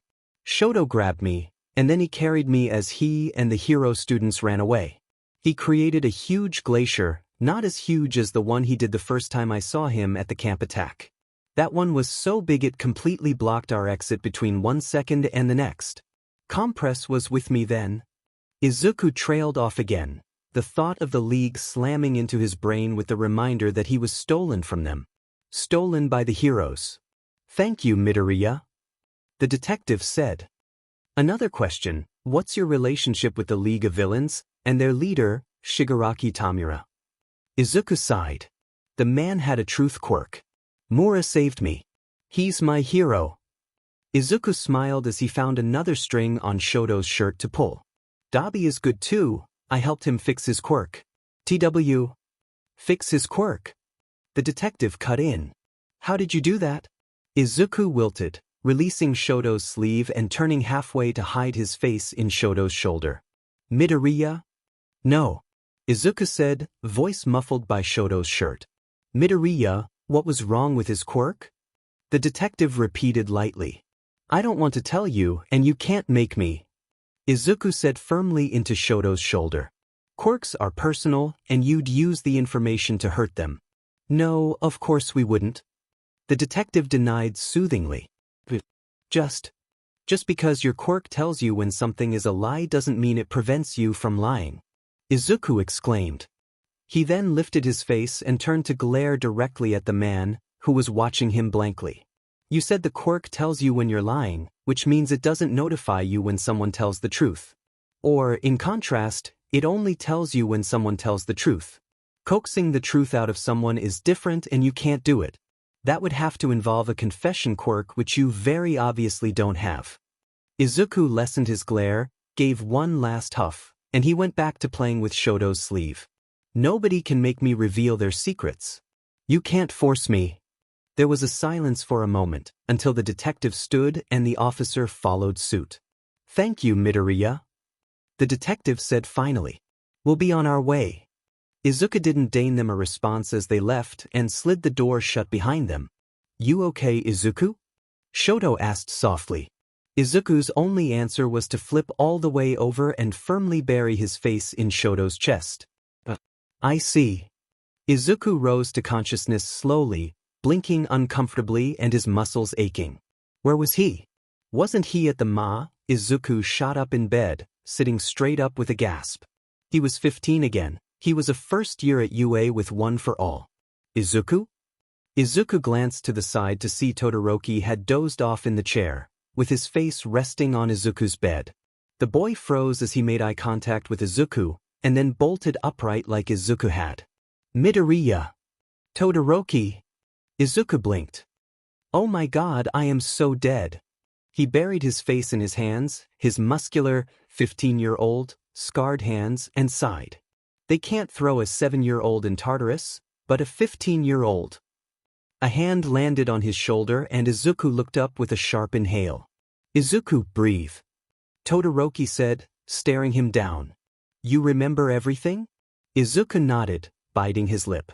I remember tripping on something at the mall, but I can't remember anything else. I must have passed out, and then I woke up as a kid. Izuku paled. They're gonna ask me if I sympathize with the League of Villains and I can't say no. I meant what I said. I mean, it matters more now that I'm older and I can offer the League more, but everything I said still applies and oh my god, I just admitted I might be a traitor to you and I'm so sorry. Izuku, calm down. Shoto ordered. Izuku froze. It's going to be okay. You have to calm down so you can figure out how you can talk your way out of this rationally. You're brilliant, and you'll think of something. Okay? Izuku took a deep breath and nodded. Shoto smiled softly, and Izuku shifted in place, a little bit dizzy. Why are you helping me? Izuku asked as the lightheadedness from hyperventilating faded a little. I'm basically a villain now. Because you're the reason I remembered why I wanted to be a hero, you saved me. Izuku blinked at the familiar words. Shoto had said that during the night Izuku had visited him at the bar. The way you talked about their goals and the way the League centered around you, I know I'll want to be on your side. You've shifted something for them, and even as a little kid what you were saying made sense to me. Mismatching eyes burned into his, and Izuku couldn't even blink. I tried imagining an older you making the same speech, saying the same things, and I could picture it. You saying we needed to save people whether we were called heroes or not. About making the world better for the people who aren't saved by heroes because they're not the same as everyone else. All of it sounded so much like the Midoriya that was my friend. I knew that even if you went back to your older self, there was no going back. Izuku swallowed and nodded stiffly. What are we going to do? Izuku whispered. We're going to talk to the heroes, and we're going to go back to UA, and we're going to stay there until we see Shigaraki again. When we do, we run as fast as we can. Izuku choked, and then laughed, gasping for breath as he leaned forward. I'm glad you two are getting along. Izuku calmed himself and looked to see the face of Detective Tsukachi. I'm Detective Tsukachi, Midoriya. Tsukachi nodded to him, and Izuku held out a hand to shake. He decided to play dumb. Sort of. We met before. You came to see All Might after the USJ and I don't know if I introduced myself then. I'm Midoriya Izuku. The detective shook his hand, a tiny frown in place. So, Midoriya, do you remember where you've been the past few days? The detective asked, sitting down. Your classmates reported you missing. Izuku blinked. Oh, I didn't know that. It was true, he'd thought it was his mom when he hadn't come home. Although, Shoto mentioned Uraraka had looked for him. What were you and Todoroki discussing? The detective gave a smile, but Izuku knew what he was asking. He mentioned going back to UA, and he made a joke that if we see Shigaraki again we run as fast as we can. Izuku answered easily. Shoto smiled on his left. It was true, Shoto had said it. I see. What brought Shigaraki up? The detective pressed. I asked what we were going to do now, as in what the plans were. Izuku replied, answering as cautiously as possible. When I first woke up, I panicked and Shoto helped me calm down. I like having plans. All true, Izuku thought smugly. I see. Do you know what's been going on recently? No, though I presume it had something to do with heroes. Big news is always heroes, and I'd also guess the League of Villains. Izuku tried not to grin at the detective's sigh. Midoriya, did you know you spent multiple days with the League of Villains and joined them on a raid of a hero's base? No. Izuku answered immediately, blinking in surprise. The mountain was a hero base? Seriously? Tomura? The detective sighed. Can you tell a lie for me? To make sure my quirk is working. What is your quirk, anyway? Izuku asked, tilting his head. I'm sorry, I've informed you before so it slipped my mind. His voice was bland, and Izuku wondered if the slip really was accidental. My quirk is called Truman, and it allows me to tell when someone is lying. Izuku sighed rather dramatically. A lie, you said? The man nodded at Izuku's question. Well, I'm Todoroki Shoto, son of Endeavor who loves his father very much. Shoto choked and covered it badly with a hacking cough, and Izuku grinned at him. Thank you, my quirk is definitely working. The detective sighed. Izuku tilted his head again. So why are you looking? For lies, Detective Tsukachi. Izuku narrowed his eyes in mock suspicion. Is this an official police interview? The man nodded tiredly. Yes. I am to check if you have any memory of joining the League of Villains as a 7-year-old. Izuku blinked at the wording. The League did not exist when I was 7 years old as far as I can recall. Izuku admitted. It was true. I think I'd remember being an aspiring hero and joining a villain group that young. Izuku raised a challenging eyebrow, and the man's lip twitched. Can you tell me your relationship with Shigaraki Tomura? Izuku paused, Shoto stilling beside him. He attacked me at the USJ, and in Hosustain told me that Shigaraki had shown him a picture of me and said that I was an enemy or something. Izuku shrugged. He's a villain, and I'm a hero student. Do you want more? The detective looked exhausted and frustrated. Do you feel sympathy for the League of Villains? Do you have any plans to join them? I feel sympathy for them. They're villains and they're bringing all of hero society down on their heads by targeting UA and their students. Izuku said seriously. However, I have no plans to join the League of Villains, and for you to accuse a hero student like that is an insult to UA High School. It was true. Accusing a hero student was an offense to the school, in Izuku's opinion. On top of that, Izuku had no plans because he had no idea where Tomura was. The only thing you might even call a plan is what I was talking about earlier with Shoto. If we see Shigaraki Tomura, we run. Izuku added, crossing his arms a little dramatically. The detective placed 2 fingers on his forehead in exasperation. What is the last thing you remember? The detective settled on when he looked up. Izuku paused to think. Remember. Izuku threw in a question, hoping it'd help confuse the quirk. Questions couldn't ever be lies. I went to the mall with my class. Izuku said firmly. He did. He went to the mall. Uraraka left me alone, and I started looking for some wrist weights. But then I think I tripped, and everything goes black. Izuku finished. The man nodded. After that, I woke up in the hospital, and Shoto was with me. Izuku answered easily. I panicked as I said, and he calmed me down. Asking the same questions wouldn't work on Izuku, he was ready. I think I have everything I need. Thank you, Midoriya. The detective climbed to his feet and Izuku smiled. It was fun talking to you, he said honestly, waving. As the man left, Izuku fought a triumphant grin. He'd done it. He'd lied to a lie detector and gotten away with it. Multiple times. Izuku, how are you not being arrested right now? He turned to see Shoto's huge eyes, disbelief painting them, and Izuku couldn't help it. He burst out laughing, and he didn't stop until all his air was gone and Shoto was laughing with him. Maybe it would all be okay. Overhaul arc, way in the future. Reunion. Izuku stared at the group in front of him, eyes huge as his eyes drank them in. They were clearly not expecting him, Izuku having tracked them down without their knowledge. Izuku glanced at Shoto, who nodded to him and let go of Izuku's hand. Izuku then stepped forward, green eyes fixed on Tomura and Dobby. He headed straight for Dobby and held out a single hand. The fire user squinted suspiciously, but he took Izuku's hand.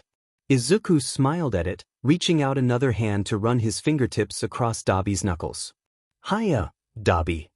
Izuku smiled softly. He looked at Shigaraki, a wobbly smile in place.